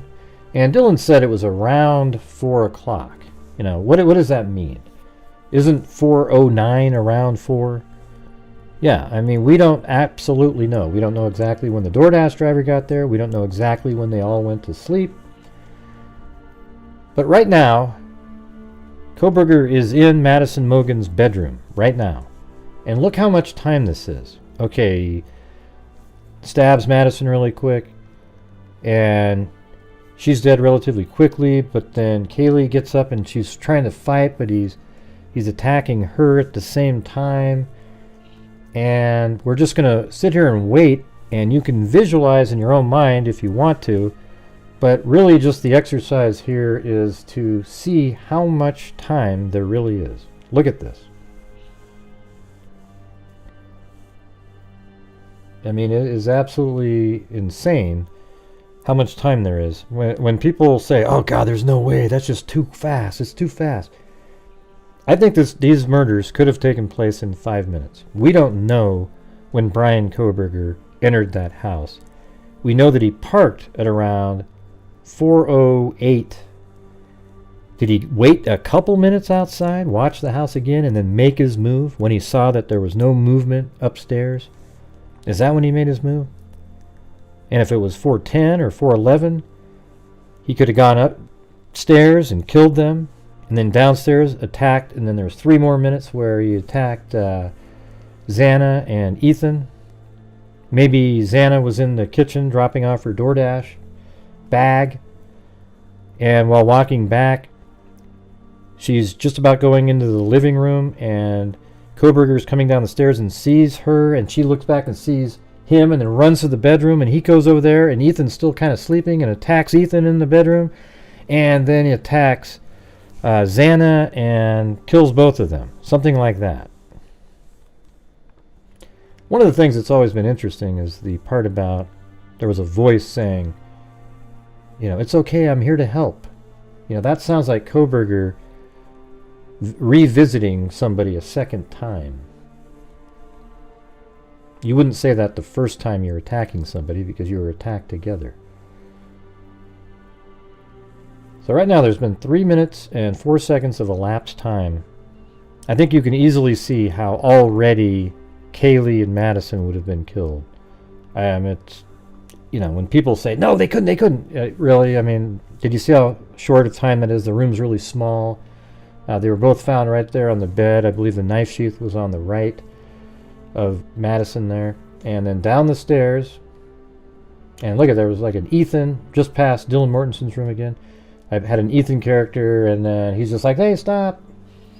You know, I'm just throwing out how it possibly could have happened. I don't really know exactly what Ethan was doing or anything. And so right now he's attacking Ethan. And maybe Xana comes out of her room right now and he's attacking both of them.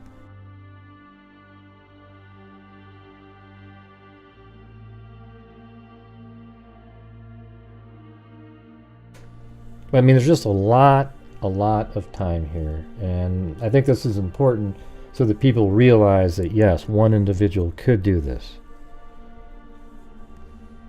And in between, there is resting time as you're heading down the stairs, and we don't know how many times he struck each of the victims, do we? People claim to know, but we don't know at all because it hasn't been in any documents. At least no documents any of us have seen. And right now the elapsed time in the house is only 4 minutes and 43 seconds.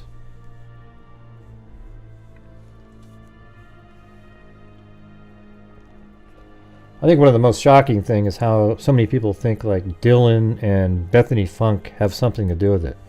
Man, you guys need to check yourself into psych wards. I know I don't get subscribers from the people who go, wait a minute, I always thought it was gray. And that's okay with me. I'm okay not having nut jobs as people subscribing to my channel. All right, it's okay. Some people just act differently. I've told the story about when I was a kid. I was camping with a bunch of, we were just like 10 years old at this lake called Timothy Lake on Mount Hood. And people talked about Bigfoot. So while I was sleeping at night, I remember somebody saying, we were told about Bigfoot, and I kept hearing this. And the whole night I thought Bigfoot was outside my tent, and I could not move. I was frozen for the entire night. And then finally, when daylight came and somebody else was moving around, I woke up. I didn't really wake up. I got out of bed and went, oh my God! I could finally breathe again. I think it was somebody snoring the whole time. But it was absolutely petrifying. And there it is. There's Xana in the room now. So that whole time right there was just Ethan in the hallway, right? Now we're going to sit here and wait another 2 minutes, 2.5 minutes for Xana. Do you see how long this is, everybody? I hope this is opening some eyes.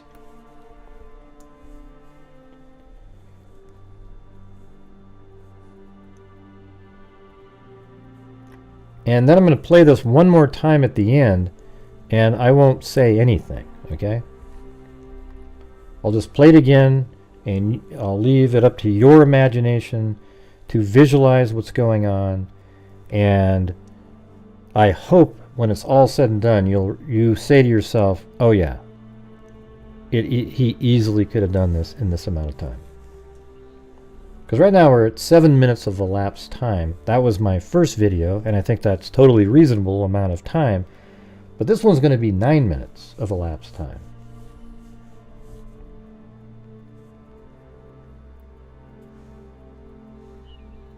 And right now it's 4:16, 4:20, 4:16 and 22 seconds. So in a minute, that's when there's a dog barking and a thud heard on the 1112 King Road camera, just adjacent to 1122 King Road where the murders took place. They listed the camera at being something like 50 feet or so, but I think it's more like 60. But I mean, that's not much of a difference. And that's going to be around 4:17 when that happens. But again, look how much time this is taking. I know I keep repeating that, but I mean, we've talked about all these other things, and it's like, oh yeah, right now we're still waiting. And these are frenzied attacks. There's no conversation going on here. Technically, this whole murder scene and situation could have taken place in 3 minutes, with somebody committed and in a frenzy attacking 4 different people that are all intoxicated.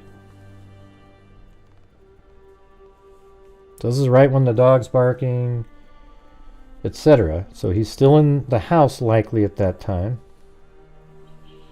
And now he's done with Xana and Ethan and then exits.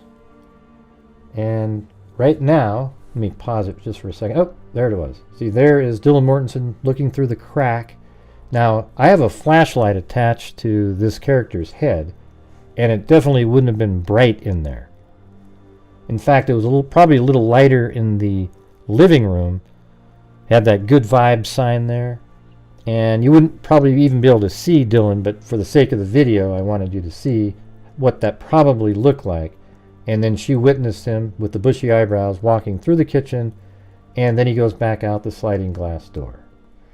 Okay, and so this is right here. He goes out the sliding glass door, gets into his vehicle, and then he takes off this direction, and then goes on Willanta Drive, and then goes to Conestoga Drive right here, and then to Palouse River Drive.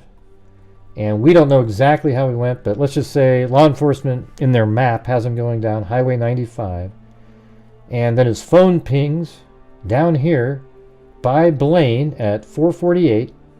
That means he's traveling south because his vehicle continues to go this direction, pinging. And then eventually the white Elantra is seen on camera at 5:25 right here, and then his phone pings again back here in Pullman, Washington. So right now we're just going to play the video uninterrupted.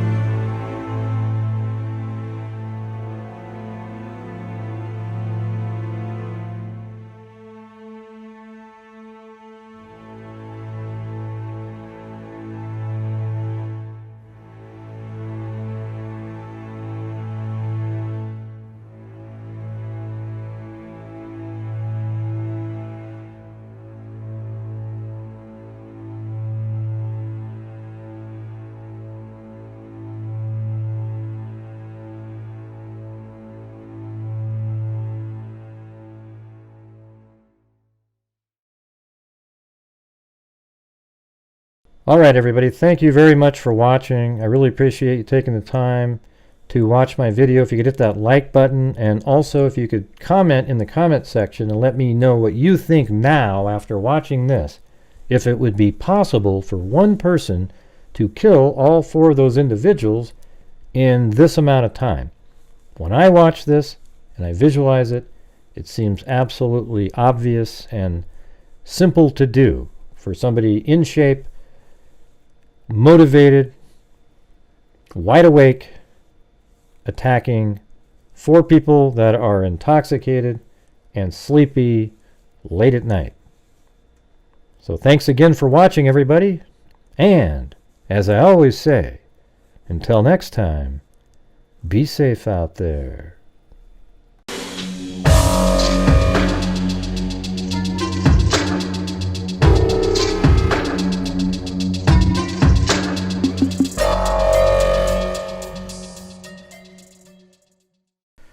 Hello, this is Grant Hughes of Grant Hughes Investigates on YouTube.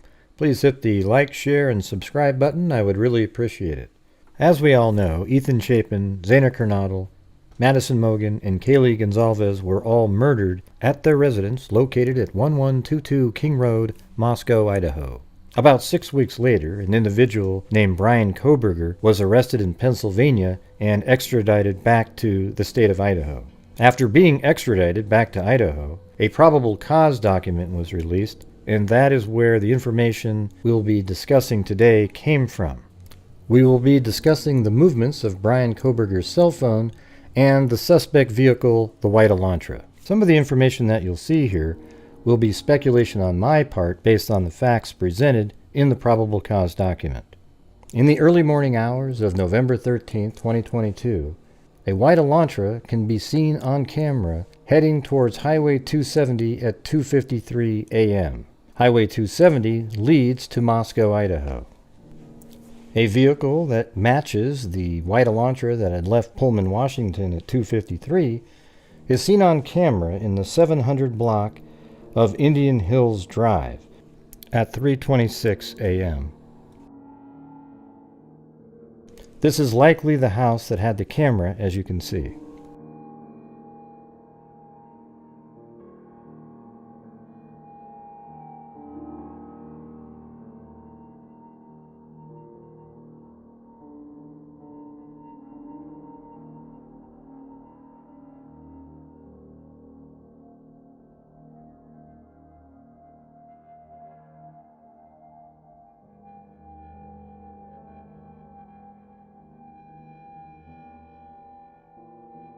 And passes another camera at an A&W restaurant at the corner of Steiner Avenue and Idaho State Highway 95. This surveillance footage is at 3:28 a.m.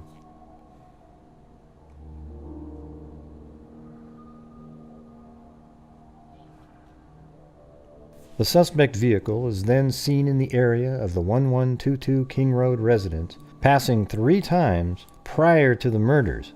The white Elantra is then seen leaving the area at a high rate of speed at 420 via Walenta Drive, which we will discuss later.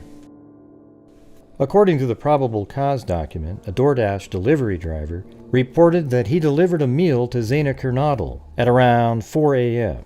The meal is likely from Jack in the Box in Pullman, Washington, as the Jack in the Box in Moscow, Idaho is no longer in business. There are images in the kitchen at 1122 King Road that show a bag delivered to Zaina Kernodle from Jack in the Box, and it looks like a fresh bag, making it likely that that's where the delivery came from.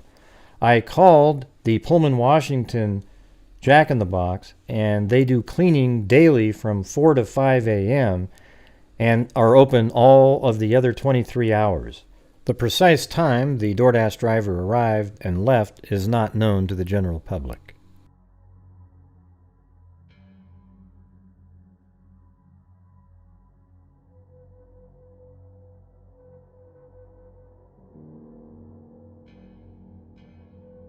Then the white Elantra, the suspect vehicle that was originally seen at 3:26 a.m. in the Moscow, Idaho area, drives into the area, down Queen Road, passes the residence, and eventually turns around at 500 Queen Road, number 52.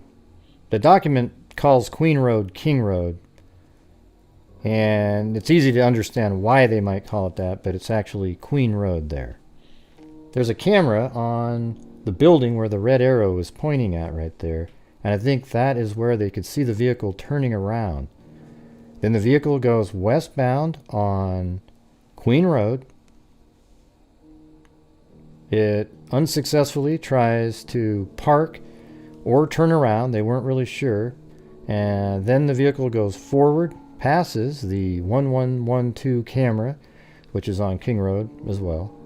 Does a 3-point turn. And then drives down Queen Road again.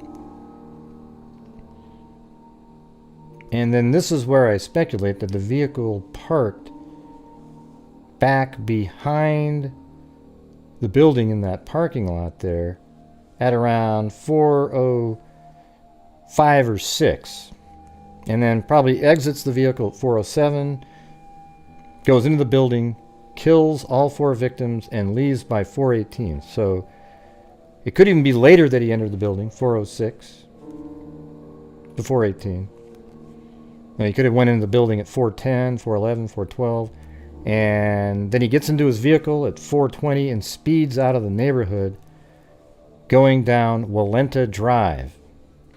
And based on camera information where his car did not go by, they believe that his vehicle came out at Conestoga Drive and Palusa River Drive.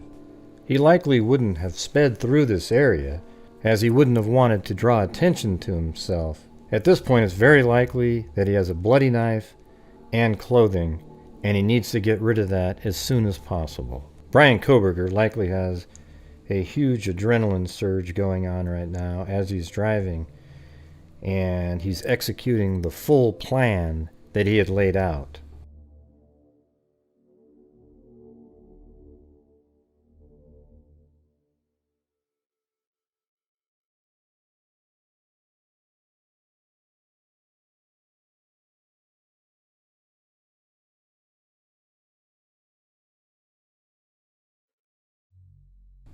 Right here is where the white Elantra comes out of the neighborhood at Palusa River Drive and Conestoga Drive.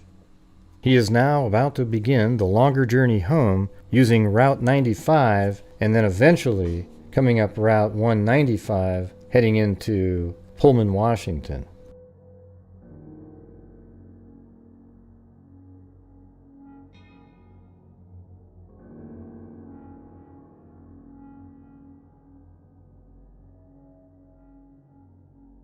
Brian Kohberger heads south on Highway 95 with his phone still turned off. He then turns his phone on when he's nearing Blaine, Idaho on Highway 95. What's interesting about this, it doesn't ping there until 4:48. He left the 1122 King Road address at 4:20. It should have only taken 11 minutes to get to this area. So it seems like there are 17 minutes of missing time prior to pinging near Blaine, Idaho.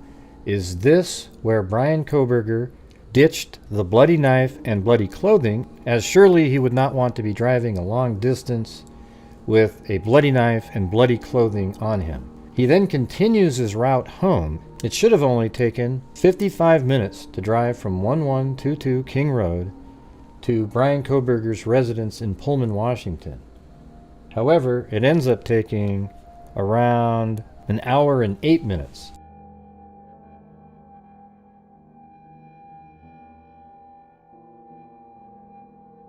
So he was able to shave off maybe 3 or 4 minutes before getting home, and on those rural roads that might be posted at 50 miles an hour, you could be driving 60 and cut off a significant amount of time over a 40-mile distance.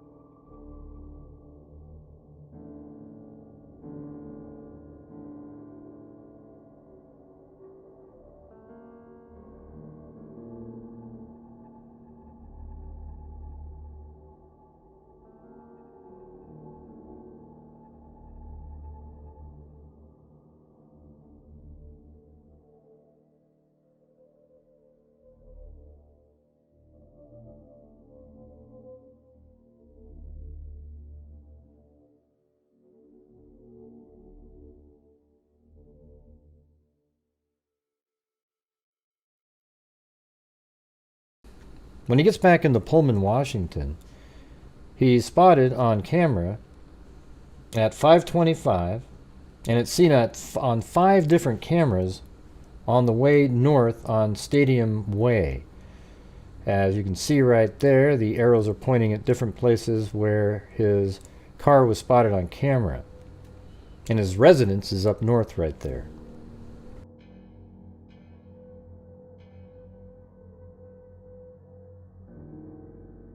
Then he makes it home, and for, I think it's 3.5 hours, he is likely cleaning up at his home, maybe even cleaning out his vehicle a little bit at this point.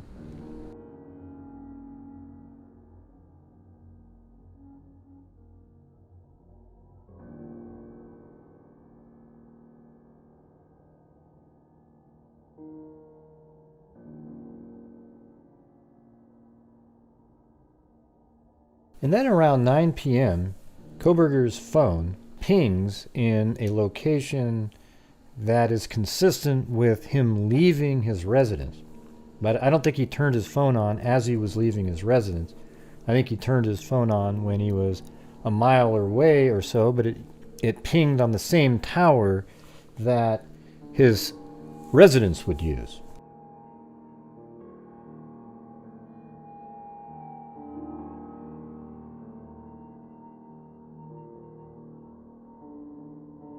And we know that the time that it takes to drive from Brian Kohberger's home to 1122 King Road in Moscow, Idaho, takes around 40 minutes. The probable cause affidavit only discusses 32 minutes of time, which is from 9 a.m. until 9:32 a.m. So I think we're getting ping information that isn't at his house yet. It's away from his home. He wouldn't have left his phone on pinging all the way to his residence. He probably thought it was just safe to turn his phone on a mile or so away from his home, and then maybe a mile from his home coming back.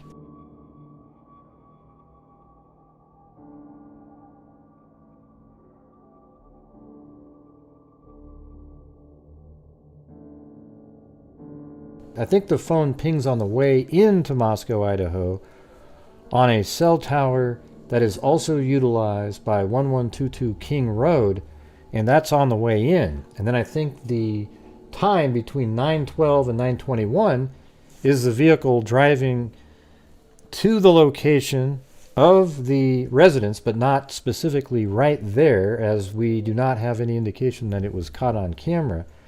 So maybe 4.5 minutes in, and then 4.5 minutes out, probably turned his phone off while he was entering into Moscow, Idaho. And then when leaving, turned the phone on again, and it pinged at 9:21 while leaving, but already outside the city limits.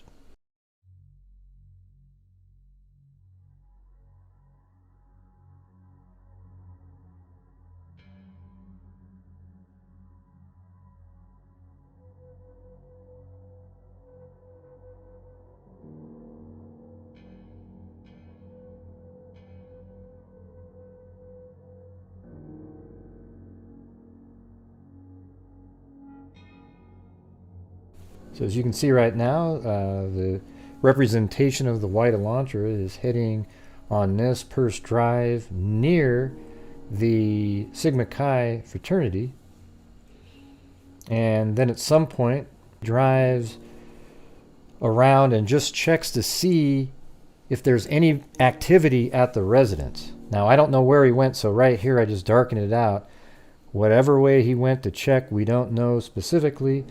Then immediately, upon noticing that there was no activity at their residence, heads back out the same way he came on Nez Perce Drive, driving by Sigma Chi again, and heads out of town. Now if you look at the clock up there, I have representation up there about the time where his cell phone might ping, and as you can see right there, it's 9:16. About 9:21, I think he may have turned his phone back on again. I doubt he had his phone on while he was in Moscow, Idaho, but probably when he exited, he felt safe to turn it back on again.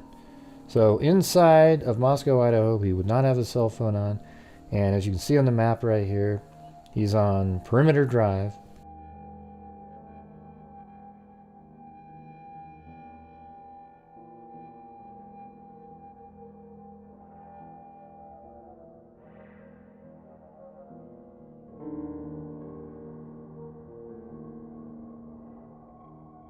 And then once he gets to Highway 8, he would head west to Pullman. And there we go from a wider shot. And look at the time up there. Now it's about 9:20. And you can see the Washington line there. Perhaps he was even using that as his on and off point. So as he's about to enter the state of Idaho, he turns off his phone. And then on the way back, after he exits Idaho and gets into the state of Washington, he then turns his phone back on, and that's when it pings again off of a tower. And there's a tower that is west of Moscow, Idaho, that is likely the one that services 1122 King Road. And as you can see right now, he's driving back down. I tried to line up the time to various points with Google Maps and sped up the clock accordingly. So as you can see, here comes the representation of the Elantra heading back to Pullman, Washington. Obviously, the car in this video is about 20 times larger than an actual vehicle driving there. And now it's 9:26.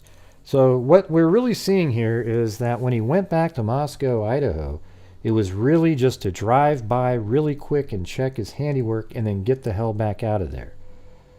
He did not spend the 9 minutes from 9:12 to 9:21 hanging around looking for a sheath. Now, maybe he did go there to look for the sheath, but saw that there was too much activity, people just milling around outside, and didn't want to risk looking for it, so just merely turned around and left. But I have a suspicion that he went there to check out his handiwork. He was just really pumped to see the activity and realizing that what he has done is now going to make it out into the media.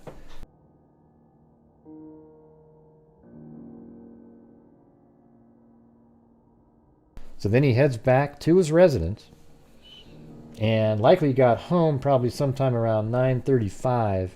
We don't know what Brian Kohberger was doing from 9:35 to around 11:50, but we know according to Google Maps that Brian Kohberger would have had to leave Pullman, Washington around 11:53 to get to Lewiston, Idaho and Clarkston, Washington around the time that he did. So Brian Kohberger leaves Pullman, Washington, heads by Johnson, Washington, passes Colton, Washington, then goes down to Uniontown, then he's on 195, and then goes into Idaho on Highway 95 and heads into Lewiston, Idaho.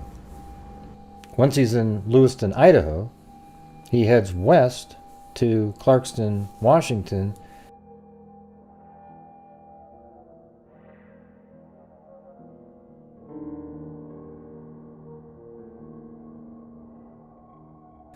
and then goes to a coffee shop. And it's called Kate's Cup of Joe Coffee, located at 810 Port Drive, Clarkston, Washington. Surveillance footage from the U.S. Chef Store located at 820 Port Drive, Clarkston, Washington, and adjacent to Kate's Cup of Joe showed a white Elantra consistent with suspect vehicle 1. So what's interesting about that is this is the first time that they were able to place a white Elantra and Brian Kohberger's cell phone in precisely the same location. Then, after that, an even bigger significant moment was when Brian Kohberger's vehicle pulled up to the Albertsons. His cell phone utilized cellular data in the area of Albertsons grocery store at 400 Bridge Street in Clarkston, Washington.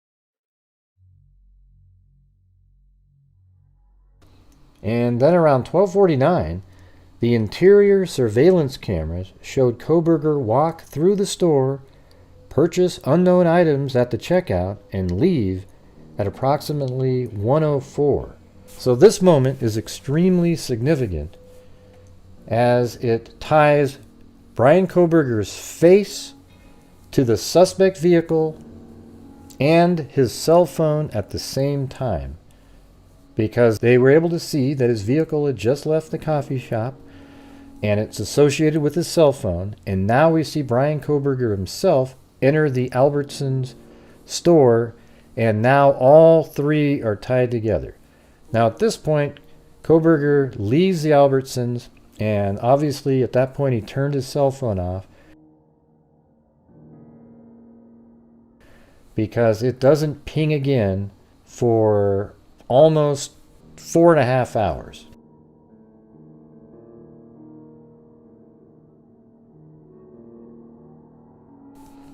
And we don't know where he went. He could have gone south from Lewiston, Idaho, or Clarkston, Washington, maybe an 1.5-hour drive, then drive back, then head up north.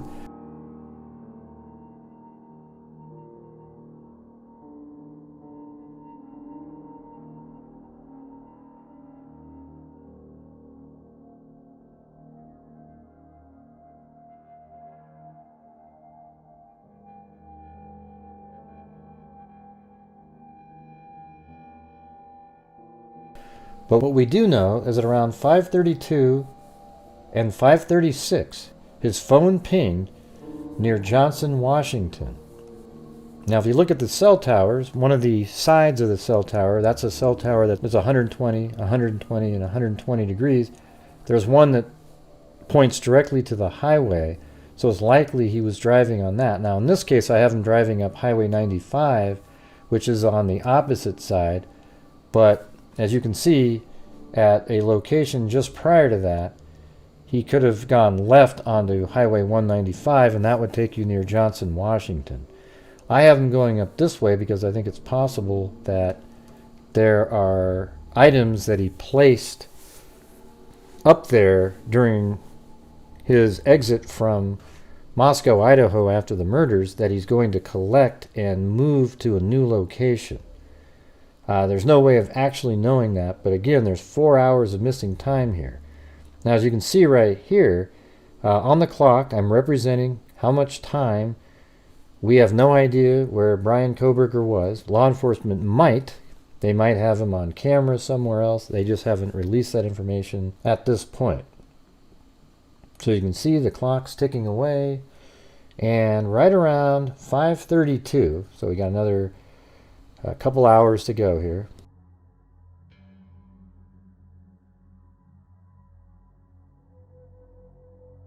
So now it's 4 o'clock. And as you can see, that's a representation of the cell tower, and the wedge on the left is the portion of the cell tower that points right towards Highway 195. And when it gets to 5:32, you'll see it ping. So right now, Brian Kohberger's phone is likely driving on Highway 195, and it pinged 5:32 and 5:36, and it pinged multiple times in between there. It just says indicated that between 5:32 and 5:36, the phone pinged.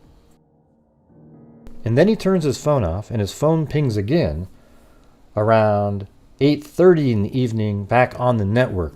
They were not specific in letting us know exactly where the phone pinged at 8:30 on the network. So as you can see by this video, there are some very interesting time frames here where Brian Kohberger likely could have hid items. I think the most intriguing one, however, is just after the murders, when you know he's looking to get rid of the bloody knife and bloody clothing after heading south out of Moscow, Idaho. He would have almost immediately wanted to get rid of those items, and we're missing around 17 minutes of time, as it should have only taken 55 minutes to get from 1122 King Road to Brian Kohberger's residence, but it took 1 hour and 7 minutes. But there's 17 minutes of missing time in the first leg, where he could have disposed of the bloody knife and clothing, but made up some time on the way back. So it seems like he shaved off 3 to 5 minutes by maybe speeding through the area where he cut across to get into Washington. It's interesting how he uses Idaho and Washington and where his phone pings and where it doesn't ping. Seems like he was pretty aware of what state he was in at any given time. So I really appreciate all of you guys for watching. If you could hit that like, share, and subscribe button, I would really appreciate it. And heck, maybe people can get out there and look in that first section. On my live show last night, we discussed in depth on where that possibly could be, where the knife and clothing were dumped. There's really no way of us knowing if Brian Kohberger did dump the bloody knife and bloody clothing, but the 17 minutes of missing time is certainly very interesting. Hello, this is Grant Hughes of Grant Hughes Investigates on YouTube. Today's video is just an off-the-cuff video regarding the Idaho 4 murder case. I don't understand how there's people on social media in various locations, Facebook, YouTube, etc., who think that Brian Kohberger is innocent. And yes, of course, he's innocent until proven guilty, but based on all the facts that you have, if your opinion is that he's innocent, based on the information that's out there, to me that's absurd. And there's so many different pieces of anecdotal information that's out there. I mean, you probably remember at one point there was a bar where he was going to college, I think back in Pennsylvania, where he was on a list because he was so creepy, and women in general, felt uncomfortable with him, and he was on a list there. We have the Tinder date. She wasn't really into him, and he wasn't getting the message, and then eventually she had to pretend that she was throwing up, and then Brian Kohberger leaves the house and then sends her a message saying, "Wow, you've got nice birthing hips." I mean, those kind of things show that he is absolutely incredibly awkward and strange as a person. I think he's an incel. I think he's somebody who is struggling to meet women. He's very awkward, and I think he's very similar to Elliot Rodger, who went absolutely nuts on a college campus, thinking that he doesn't understand why people just don't want to date him. Why do other guys get to have the women and he doesn't get to have them? I think that Brian Kohberger is very similar, and I think he analyzes his own feelings and thoughts, and maybe even is curious as to why he is like that himself. I also believe that there's a possibility that Brian Kohberger was a fan of Ted Bundy. And I say this, and I've said this in a video at the very beginning of the case, that I believe that Brian Kohberger, because he has a teacher that teaches him about criminology, who is an expert on serial killers, I think Kohberger may have become a fan of Ted Bundy and perhaps even others. And if you remember, Ted Bundy moved from Pennsylvania to the state of Washington. I mean, what are the odds of that? Then Kohberger moves there. Then Kohberger, as if reenacting what Bundy did in Florida, attacked 4 college students at an off-campus sorority party house, and absolutely went nuts in there and killed all 4 of them. Killed Ethan Chapin, Xana Kernodle, Madison Mogan, and Kaylee Gonzalez. Then a month later, when he and his father were traveling back to Pennsylvania, they went through Utah, which is a place that Ted Bundy committed some murders, and then he also went through Colorado, another place where Ted Bundy committed murders, and then he headed back up towards Pennsylvania after that. So here you have Brian Kohberger, an individual that is very, very awkward socially and is a criminology student. He learned from a serial killer expert. He moved from Pennsylvania to Washington. And then while he was in Pullman, Washington, he traveled over to Moscow, Idaho, 12 different times, 11 of which were late at night. And he was in the area of the 1122 King Road residence, and he's driving around. I've been there. I know that you can't drive those back roads on Willanta Avenue or Willanta Street over there. You cannot do that without having gone there. So back here is Willanta Drive, I guess. Yeah, right over here. there's so many places you can turn, and then you would actually get trapped. So when he was doing these different passes, he knew exactly what he's doing because he had been there multiple times, and it became really familiar with him. I think if law enforcement, if there was anybody that was aware that he was there much prior, it's possible that his Elantra was seen back in those same neighborhoods on various surveillance cameras. Now, there are certain types of cameras like Ring. If you store out on the cloud, you can have many weeks of data back in there, and hopefully there's some people that had stored the white Elantra, revisiting the area and traveling around back behind the 1122 King Road residence. So you have Brian Kohberger, who has all of these things that he's been doing. And then on the night of November 13th, 2022, Brian Kohberger, who lives in Pullman, Washington, right up here at 1630 Northeast Valley Road, number G201, which is right in this building right there. We know that at 2:42, his phone was turned on in this area. Then at 2:44, a vehicle matching his vehicle was seen right in this area right here. And then at 2:47, his phone was turned off and it was pinging in this portion of Pullman, Washington. Then at 2:53, his vehicle is driving this way. Now, I think it's possible that he drove down like this and then actually came all the way back this direction, just doing things that are not normal to purposely throw off an investigation. And then right here at Busby, turned left and then drove right like this on this road, driving around, and then that takes you right back behind on Palouse River Drive, and then maybe continue down like this and then turn left right here on, looks like Nursery Street, and then right here turn right, and then on Allison Street, and then he drives by 700 Indian Hills Drive, or Indian Hill Drive, excuse me. And that was at 3:26.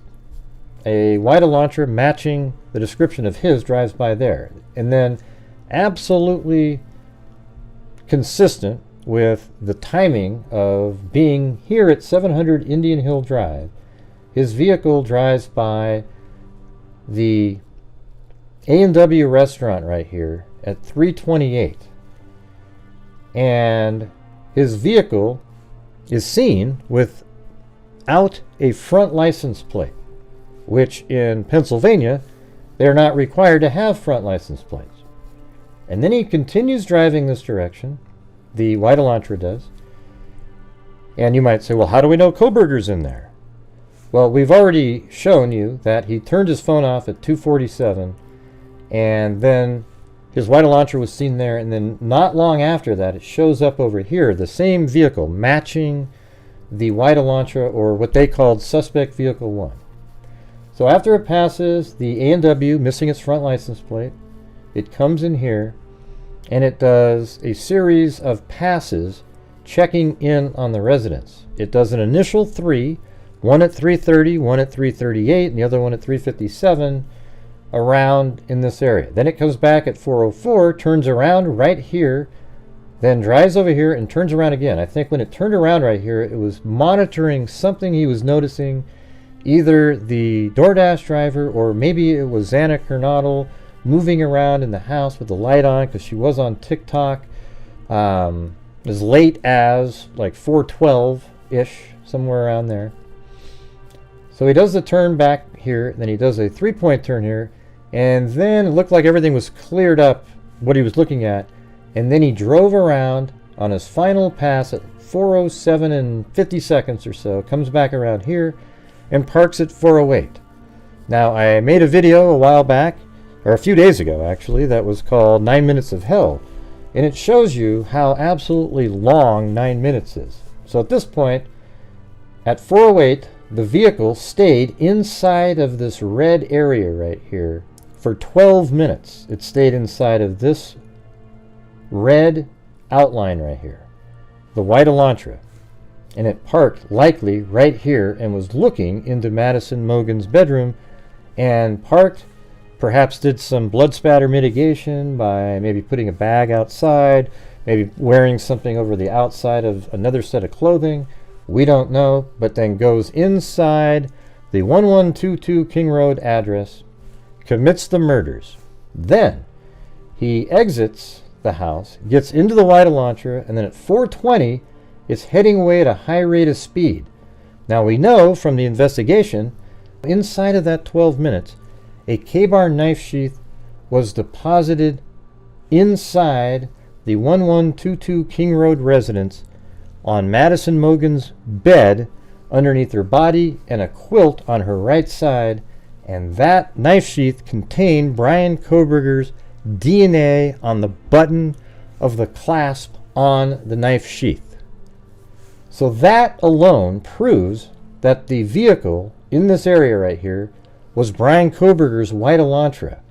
Then it takes off at a high rate of speed at 4:20 after it had been sitting there for 12 minutes total time.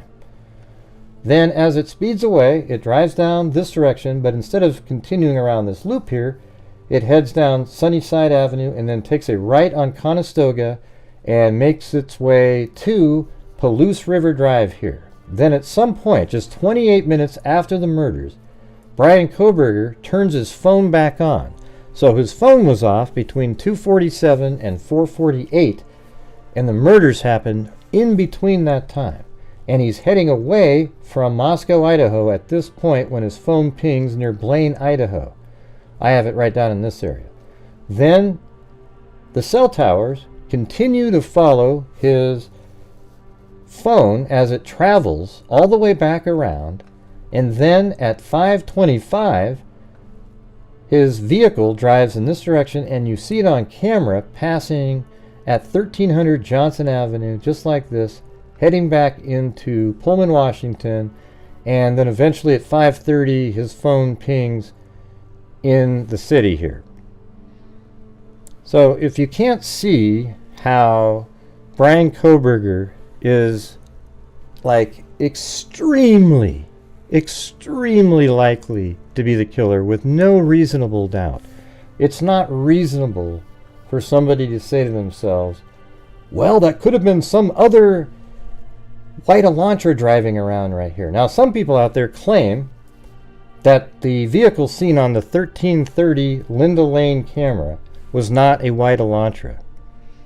But that doesn't make any sense at all. Law enforcement has already said they determined the vehicle that was doing the 4 passes was a White Elantra. The vehicle seen on the 1330 Linda Lane camera does exactly what law enforcement stated the vehicle did, including that it turned around back here, and then here it tried to turn around or park, and then right here it did a 3-point turn, and then it came back this direction, and it shows back up on the 1330 Linda Lane camera.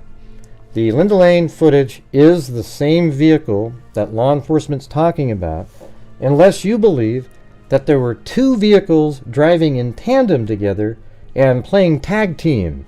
And so when Kohberger, who was in a different vehicle right here, would sort of tag the Elantra, then it would drive around. Or maybe Kohberger's in his Elantra right here, and then he tags this other vehicle that goes around like this, and it comes back this way, and then he tags him, and he goes around. It doesn't make any sense, everybody.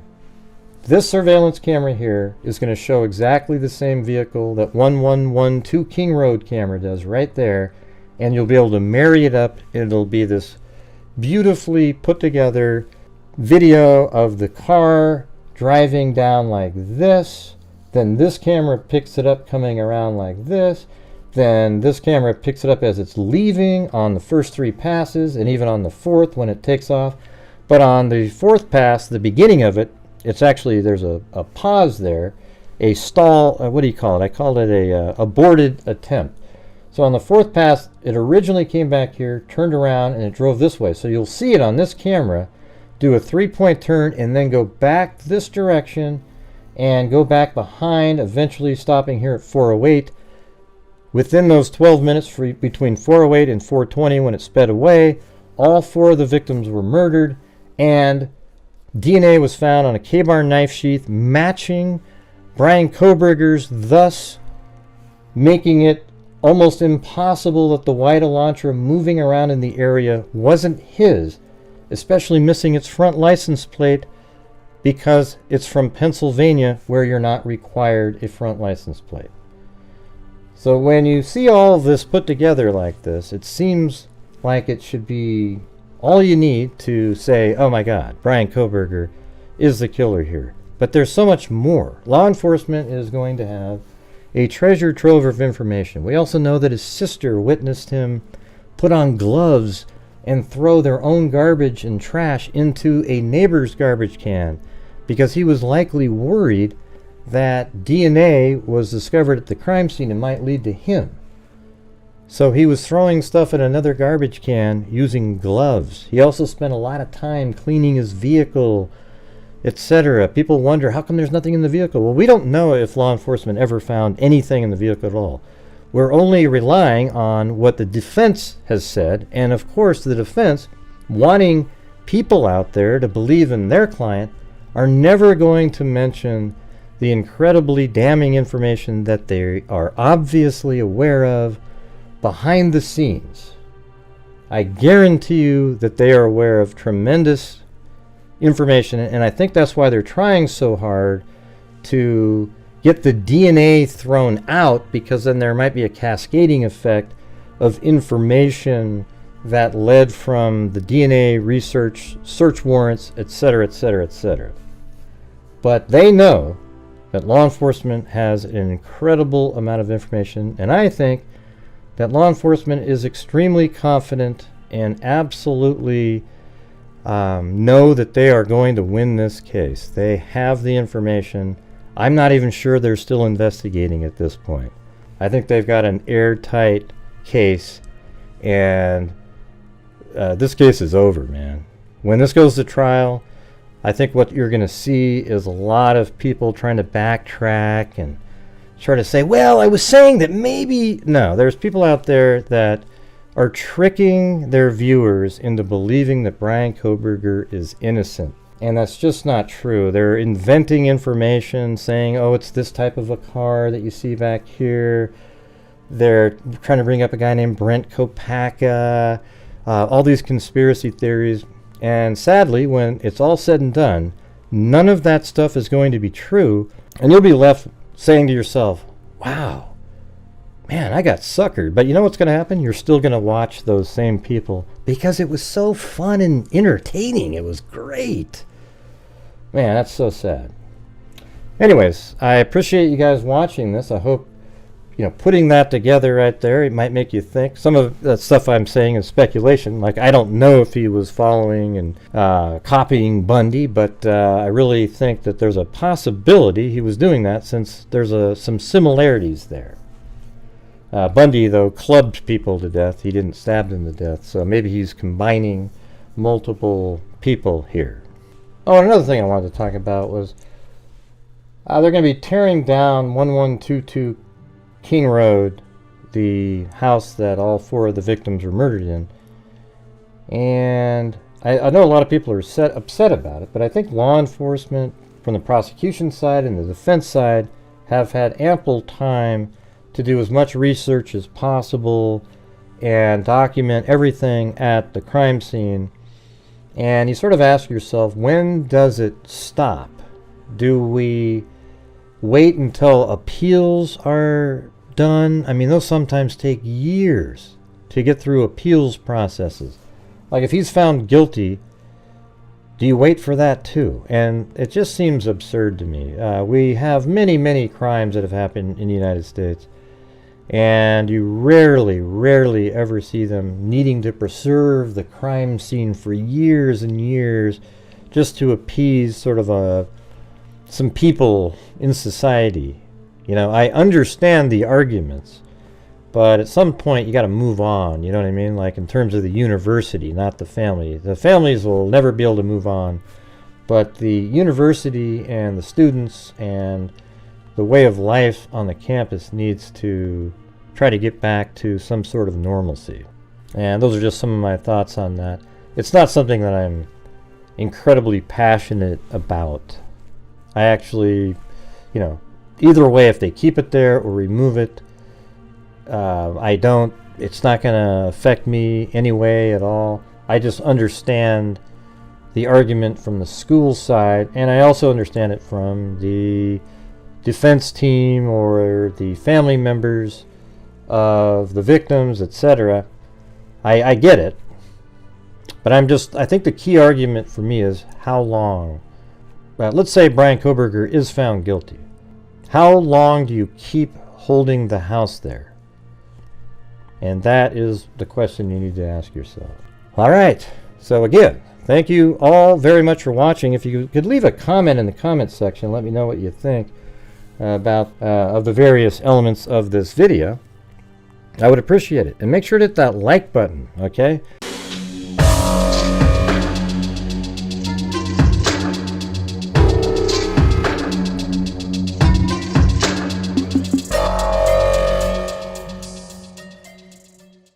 Hello, this is Grant Hughes of Grant Hughes Investigates on YouTube. I hope you all have an incredible new year here. I really appreciate all of your support for my channel. It's really made a huge difference for me, and also my ability to use the funds to help support various things that we're doing, such as our scholarship fund. We put $6,000 into that. 2 students will be getting $3,000 apiece. So far we've donated $70,000 for DNA identification on Jane and John Does, and even in criminal cases, and a whole bunch of other charities, which has just been incredible. I think we're at like $179,000 given away from the income from the channel since January of 2020. It'd be great if more YouTubers did the same thing. We could be making a massive difference together. So today's video is going to be about, this strange phenomenon where there's a bunch of YouTubers and viewers of these channels who really don't seem to understand that there is a white Elantra driving around. They don't believe it's a white Elantra. How can you prove it's Brian Kohberger's white Elantra? How do you know there wasn't somebody with him? Oh, I buy into it was Brian Kohberger, but I think there was somebody with him. And they just don't see how he could be the killer. And I just find it almost astonishing. I really, to me, it's amazing. So just think of it like this. At 2:47, Brian Kohberger's phone turned off in Pullman, Washington. And then at 4:48, just 2 hours and 1 minute later, it was turned back on. And it was turned back on way down here near Blaine, Idaho. Okay, so Blaine, Idaho is right there. So I have it kind of like right around in this area where his phone turned back on. And when you watch tomorrow's video, you'll see that there is absolutely a 13 to 16 minute missing time window that happens before the Blaine ping. It's amazing. But his car is traveling this way. Now when I say it's Brian Kohberger's car traveling that direction, it's 100% Brian Kohberger's car. He even admits that he drove around late at night that night. He's not going to say where he was or anything, but he does drive around late at night. And his vehicle is missing a front license plate because in Pennsylvania you do not need them, nor are they required, or and most people don't have them. Okay? You don't need a front license plate in Pennsylvania. So it is his vehicle driving around, and it is his phone turning on at 4:48, driving this direction, and they even followed his phone going around here, and then he heads back up into Pullman, Washington. But prior to that, after he turned his phone off at 2:47, and then a white Elantra matching his vehicle was seen at 2:53, heading down kind of in this area right here, he heads over to Moscow, Idaho, and we know that because at 3:26 on Indian Hill Drive right here, right in this area where my mouse is, his vehicle is driving, and then exactly the amount of time it takes, I did this on a live stream, at 3:28 it drives right in front of A&W right here, and that camera was significant for a couple reasons. The timing, showing the direction that the white Elantra was going, and it also showed that the vehicle was missing a front license plate, and that was at 3:28. Then the vehicle continued down this way and then goes on to Taylor Avenue, and then at 3:29 a camera on Linda Lane filming this way shows the vehicle driving by right there at 329. Then the vehicle pulls in here at around 3:30-ish and then goes back behind it here at 3:31. The probable cause document mentions that at 3:29 the vehicle enters the area. And then it makes the first of 3 passes by the 1122 King Road residence. And the only way you can do a pass is if you went like this and turned here and turned around and went this way, or you could just do a continuous loop like this. There's a vehicle that goes behind here at 331, 338, 357, the initial 3 passes, and they match perfectly what law enforcement said. And it is a white Elantra, and we know it's a white Elantra because law enforcement said it was a white Elantra. They've looked at the camera that's on this building, 1112 King Road, filming this direction. There's a white Elantra that comes into the area, and they know it because this video here, that camera, the quality of video on that camera is amazing. And then it drives around back here, and you pick it up on this 1330 Linda Lane camera going around, and it does its initial 3 passes, and it ends at 357. Then at 405, the same vehicle comes back around here, and it turns around back here, and that's exactly what the probable cause document says. They have it on film. I think they are using the 1330 Linda Lane footage. So it comes back here, turns around, drives this direction, and it tries to turn around or park right around in here. Not exactly sure. Perhaps the lighting off of the trees over here, they're able to kind of tell what the vehicle was doing. Don't know. And then right here, and then it comes over here and does a 3-point turn, and then it comes back around like this, and then at 408 it parks right here. Now, at this point, the likelihood of that being Brian Kohberger's white Elantra is extremely high. It's missing its front license plate. Kohberger himself admits to driving around late at night, and we have his phone pinging at 4:48, heading south away from Moscow, Idaho. Okay? But as it parks here at 408, the vehicle stays there. So keep in mind, when a vehicle comes in this area and turns here, the only way out is this direction. There's no way out over back here. So at 408, when the vehicle parked here, you don't see it again until 420, leaving at a high rate of speed. And based on all of the information from Dylan Mortensen, the probable cause document with the whimpering sound, the dog barking, etc., law enforcement believes the murders happened in that window between 408 and 420. Now, I made a video called 9 Minutes of Hell that show you how long 9 minutes actually is. I think the murders could have taken place in a smaller time frame, even 5 or 6 minutes, which would have given Kohberger even more time to make sure that blood and other items like that were minimally transferred into his vehicle. But anyways, between 408 and 420, that's when the murders happened. And then something very unfortunate happened. The killer who left the white Elantra, which has a high likelihood of being Brian Kohberger's vehicle, the killer entered the house and he killed Ethan Chapin, Xander Kernodle, Madison Mogen, and Kaylee Gonzalez. During the murders of Madison, Mogen, and Kaylee, the killer left a knife sheath on the bed. And it was underneath the quilt next to Madison Mogen's body. And they were able to find DNA on the snap of the K-bar knife sheath. And the DNA turns out to be Brian Kohberger. Now, the vehicle that was likely to be Brian Kohberger's, missing its front license plate, he said he was driving around, and his phone pinged at 4:48 heading south out of Moscow. It's now been confirmed that it is his vehicle.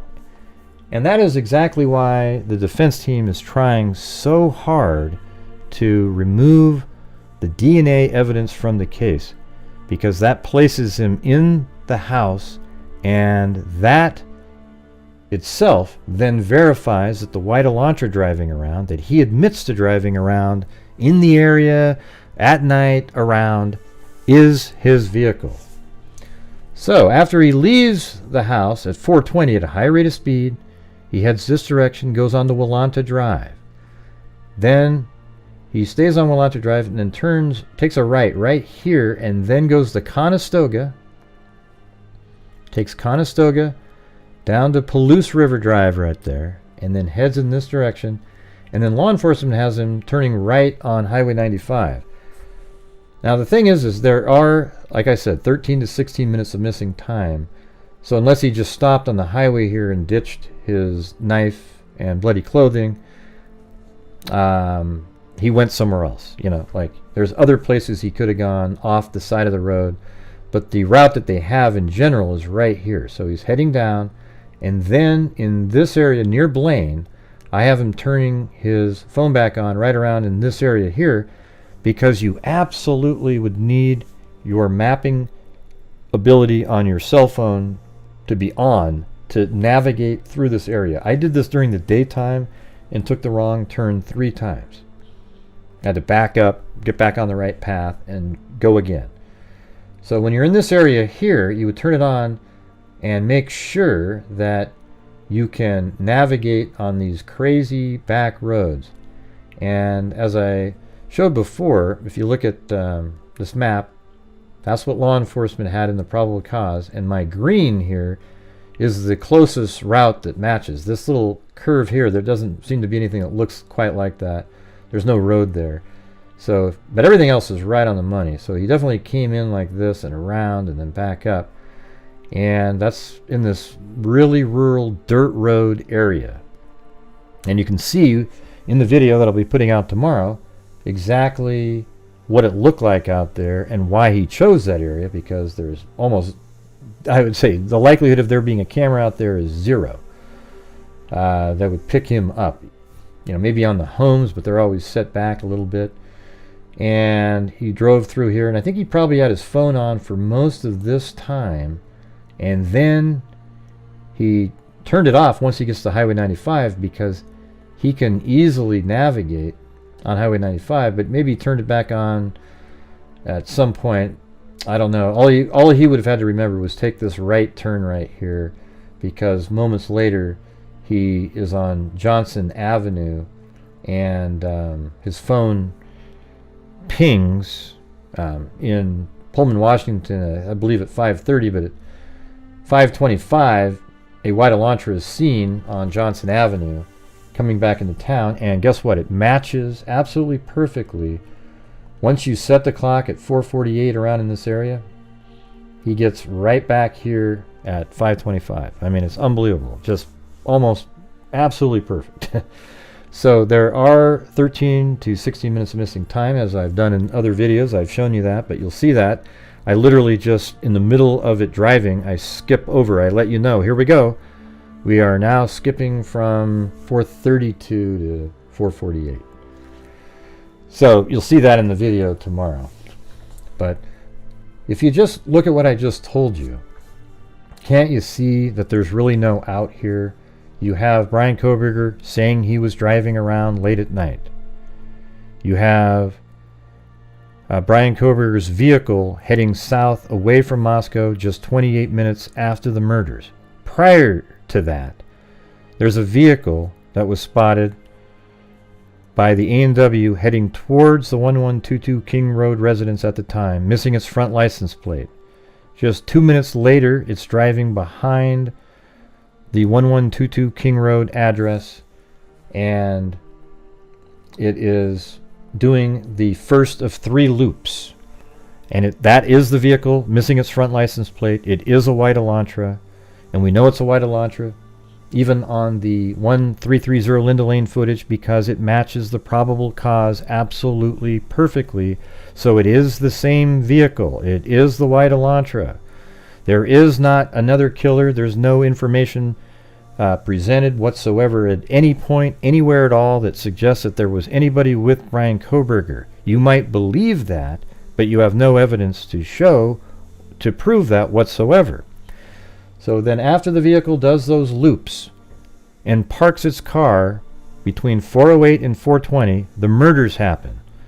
Then the white Elantra speeds away at 420, but just prior to it speeding away, a knife sheath, a K-bar knife sheath, was left on the bed of Madison Mogen containing the DNA of Brian Kohberger, thus proving that the white Elantra driving around without its front license plate, it was once thought of as being very likely his vehicle. It now is his vehicle because his DNA was found inside that house, and it could have only been deposited there between 4:08 and 4:20, right when the vehicle matching his vehicle, perfectly missing the front license plate, was parked. Then the vehicle drives away, and then at 4:48 south, so just 28 minutes after leaving at a high rate of speed, his phone pinged near Blaine, Idaho at 4:48, and then headed round to the west, and it was continuing to ping through the really rural areas, and then goes back home. But prior to that is when Brian Kohberger sealed his fate. A white Elantra matching his, the DNA on a K-bar knife sheath deposited during a specific window where his white Elantra was at, then his phone turning back on at 4:48, heading south away from Moscow, Idaho. And if I was on a jury and I saw that information, I would have no reasonable doubt that that was Brian Kohberger's vehicle and that he was in the house and therefore committed the murders. Now, I'm sure law enforcement even has more information. When the probable cause document was put out, that was at the very beginning stages of the investigation. They investigated for months after that, and I think they got all they need, and now they're just waiting for a trial date to be set and for all the little motions to go through, etc., etc., etc. All right, so I hope this all made sense to you, and again, I hope you guys have a fantastic new year. I appreciate all of your support, and I just want everybody, when you're watching videos out there, hold the content creators accountable for misinformation that are purposely put on you. You give them credibility just because they're a creator, and they abuse that responsibility because you are going to believe, and they know that sensationalism is much more interesting and sells more than just the hard, cold facts often. So they're using the fact that you are going to believe what they're putting out, and they can just say whatever they want, and you got to hold them to account. Like, for example, I just proved the other day when somebody said it was a tunnel underneath the house and they darkened it up, and I can show you that it was just dirt on the regular drone footage. Doesn't that upset you at all that they tried to trick you like that?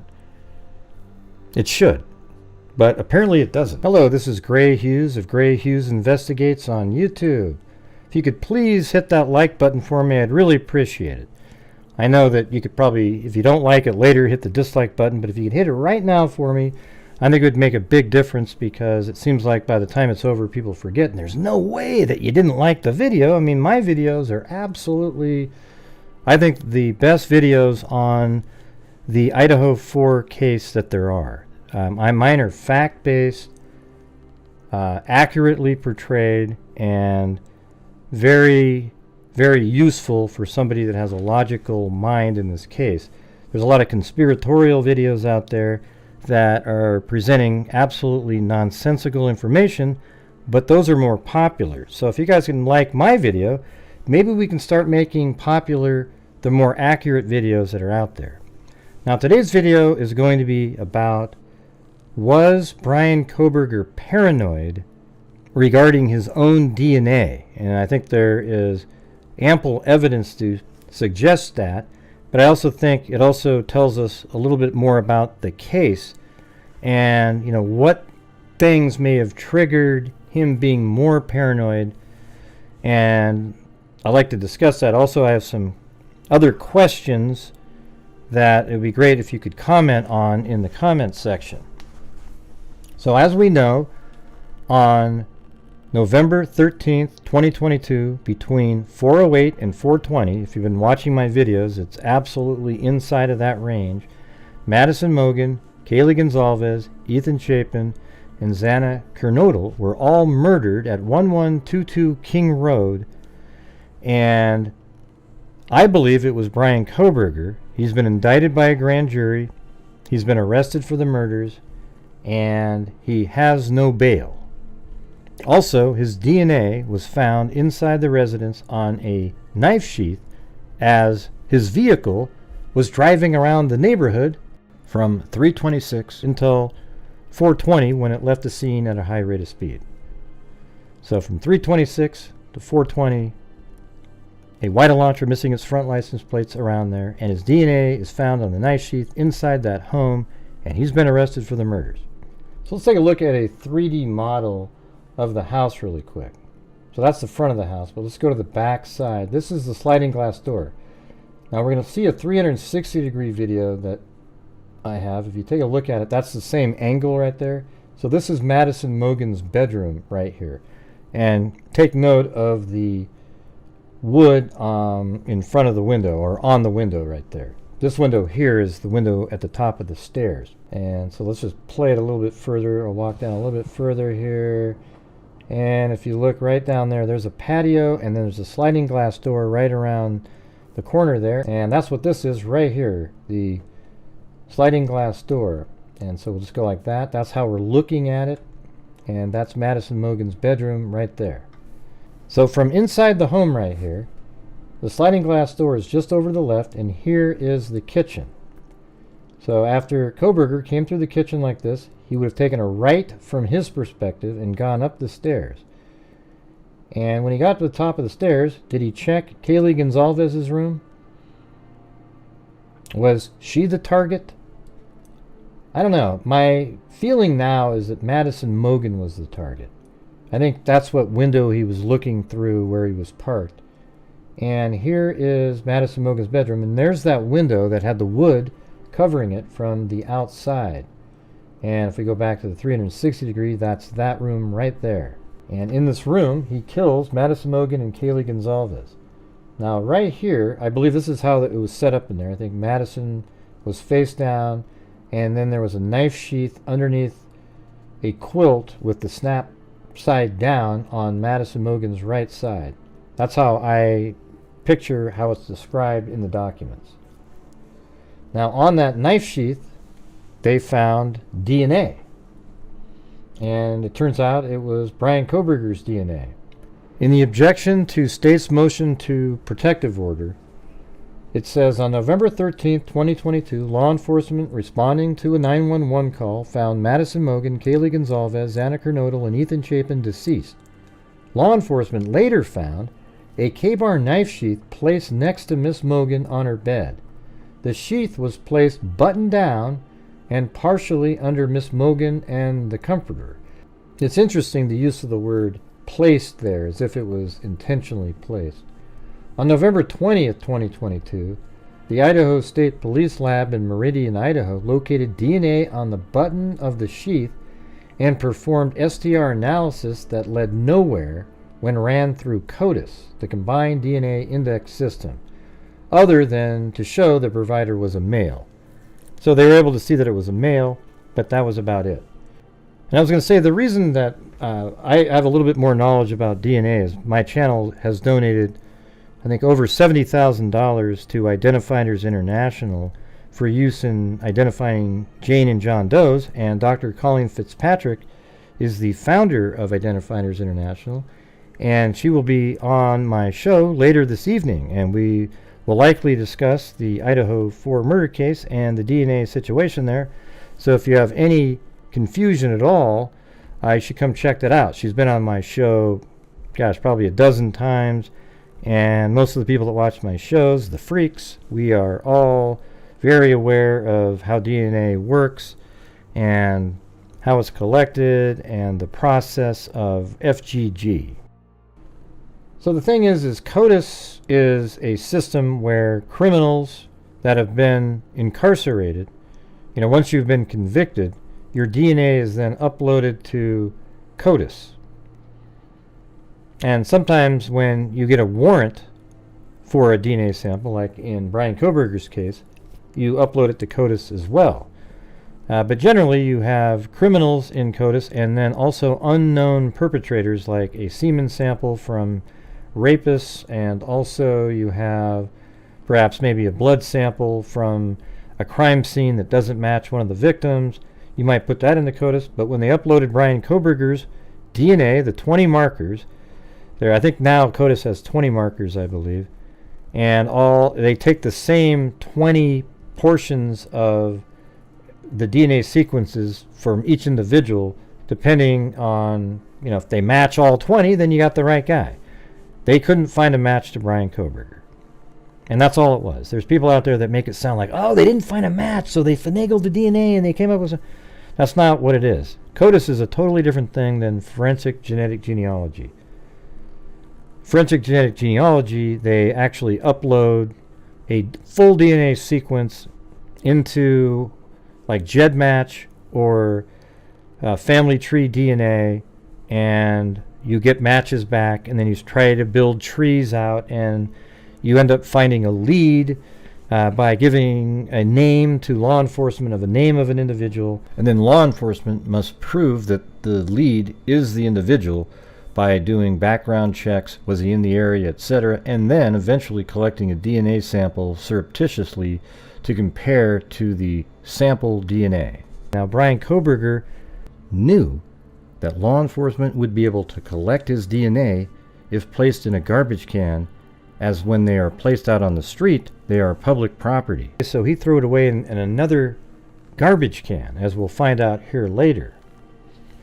And one of the things I want you guys to comment in the comment section about is, do you think that the knife sheath was accidentally left or intentionally left? And what effect that might have had on his paranoia. So if he left it there intentionally, and he thought he cleaned it really well, but he just missed that one spot of DNA on the button, because as we know, they found one single source of DNA on the knife sheath. He didn't know that. And we also don't know what that really means. Are there mixtures that were found on the knife sheath? Now, if it's a 50-50 mixture, it's almost impossible to separate them currently with the technology that's out there. But if you have a much larger contributor to the DNA in a mixture, they are able to separate out the majority contributor. So if he intentionally left it there, he probably wasn't quite as nervous about his DNA being found, because it sounds like he was very meticulous about leaving anything behind. He liked wearing those gloves. Now, if he left it there accidentally, then I think he would be pretty paranoid. But if you look at it like this, when he was driving back to Pennsylvania on December 15th, 2022 at 10:41 and 10:50 while in Indiana on his way back, he was pulled over twice. Now, if you combine that with accidentally leaving a knife sheath, I think the paranoia quotient would go up absolutely dramatically, don't you? I mean, I think he would be absolutely freaking out at that point. And if you left it there intentionally, he now might be becoming very paranoid, or more paranoid, but not quite as much as he would be if he accidentally left it there, knowing that he's exposed himself. Let's take a look at an article in Law and Crime. Authorities in Pennsylvania say that when police arrested Idaho University murder suspect Brian Kohberger in his parents' home 2 months ago, he was wearing latex gloves and separating his personal trash from the family's kitchen garbage, placing his own refuse into several sealable plastic baggies. I mean, if that doesn't just ooze him feeling guilty and trying to hide his own DNA, why would he do that? Can anybody think of any rational reason anybody would do that? I could see wearing your gloves and putting something in the garbage can, but why would you care if your trash was mixed with your family member, unless you were trying to make sure that your DNA never even entered that garbage can, because you were nervous now that somebody was going to be collecting it, and you know that when you throw away garbage, it's now open for anybody to take. You don't need a warrant for that, for collecting trash. Then the article continues and says, Mr. Kohberger was found awake in the kitchen area. So check that out. When they bust into the home, he's in the kitchen area, dressed in shorts and a shirt, and wearing latex medical type gloves, and apparently was taking his personal trash and putting it into separate Ziploc baggies. So imagine him sitting at that table, spreading the garbage out and finding the things that he used, and maybe everybody else was sleeping. So he's doing it alone, and he's taking his own trash and throwing it into other garbage cans so that law enforcement doesn't find his trash. Wow, that's crazy. And it was Michael Mancuso who discussed the situation. He is the Monroe County First Assistant District Attorney. Then the Law and Crime article continued on by saying documents say state police collected a knife, a Glock 22, Gen 5 40 caliber gun, 3 Glock 40 caliber magazines, a Smith & Wesson pocket knife, a laptop, 2 black face masks, black gloves, and a green leafy substance that was found in both a green container as well as in a plastic bag. So maybe that was marijuana. Who knows? Additionally, authorities say they searched Kohberger's 2015 Hyundai Elantra and recovered swabs, gloves, boots, a shovel, and a pair of goggles. Wow. I mean, so the thing is 2 black face masks. I mean, how many of you have those? Okay. Why do Gray? I go hunting, and what we do is okay. All right. Okay. And then there's black gloves. A lot of people have black gloves. And also swabs were listed, but all that means is they use swabs to swab around to try to collect DNA samples. It doesn't mean they found literal swabs sitting around in the car. And gloves, boots, a shovel, and a pair of goggles. Now, what I'm getting from this screenshot right here is the shovel, goggles, and black face masks. All right? How many of us really just drive around with a shovel in our cars? I mean, I'm sure if you have a pickup truck or, an SUV or something like that, and you're somebody that does that kind of work, but in like an Elantra, Honda Accord, Volkswagen Rabbit, whatever the hell you want to choose, do you normally have shovels sitting around in there? That just sounds strange. And goggles. What are you having? What do you have goggles for? What are you going to use those? I mean, you could definitely see using those at a crime scene, right? Especially if you have a knife and you put the goggles on. Maybe you took those goggles off before walking by Dylan Mortensen when he was leaving the house so he could see better. Perhaps there was blood all over those goggles and then he cleaned them off. Who knows, man? We don't know what they found on the swabs or anything. We just know what the defense said, and that doesn't mean anything. We know that the defense team oftentimes just puts out anything that makes the public think, oh, their guy looks good. Okay? We don't know what they found. I have a feeling that there are DNA samples that they collected, and I think they've been done investigating the case for months now. They've got Brian Kohberger dead to rights. That's my opinion. And the face mask. Really? What do you have 2 black face masks for? Can you give me a good reason you'd need one of those? Oh, I guess those times he was just stalking the residents. Like on that night, he was just sitting in his car stalking. Yes, that was his white Elantra. He drives around. He drives around at night in his white Elantra, everybody. And he was just sitting right here, looking through the window there, stalking like he normally does. Probably had the black face mask on. He was looking through the window. And, he just drives around a lot at night, like he says, and he's sitting there. And then he looked up there and somebody was killing the same people that he was stalking. And then he sat there and he waited for 12 minutes while this was happening, watching. And then he took off.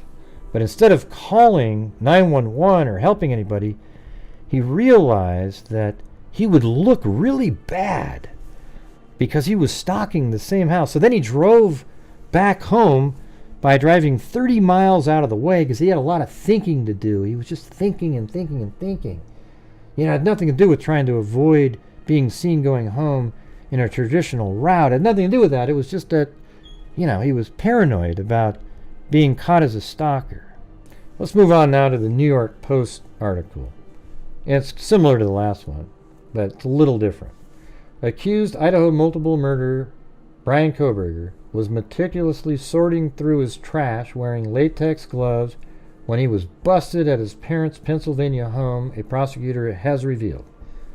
Monroe County First Assistant District Attorney Michael Mancuso told BRC 13 that Kohberger was found awake in the kitchen area, dressed in shorts and a shirt on December 30th when cops raided his family Albrightsville home around 1:30 a.m. Now that was 15 days after he was pulled over. So you know that whole time he was home, he was paranoid as hell. I wonder if he hadn't been pulled over, if he wouldn't have been paranoid. And it does make you also wonder, let me know in the comments what you think.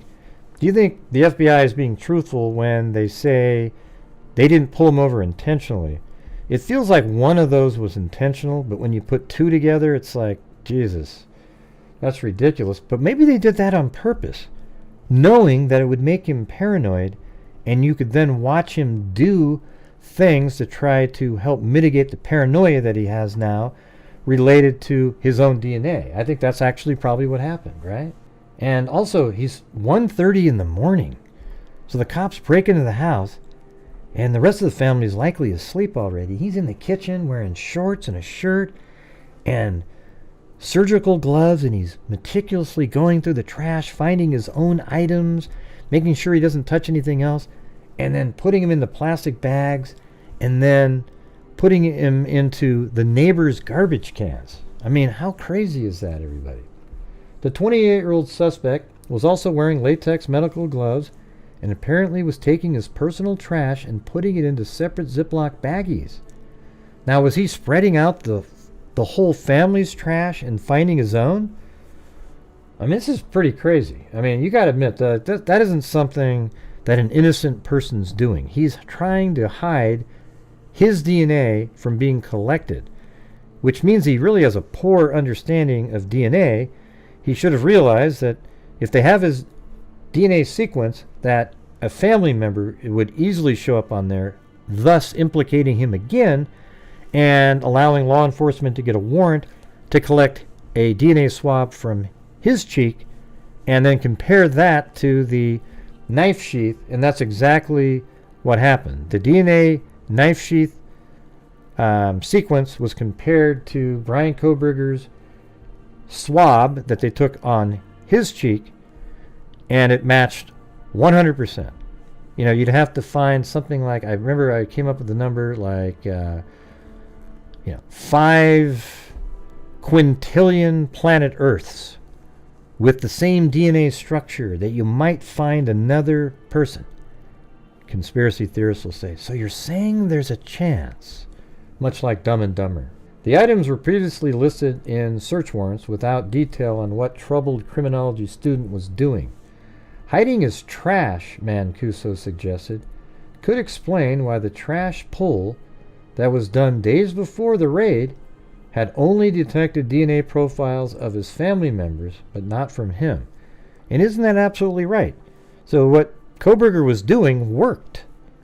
His DNA wasn't found in the trash, but he was so dumb he didn't realize that collecting family members' DNA would also point to him.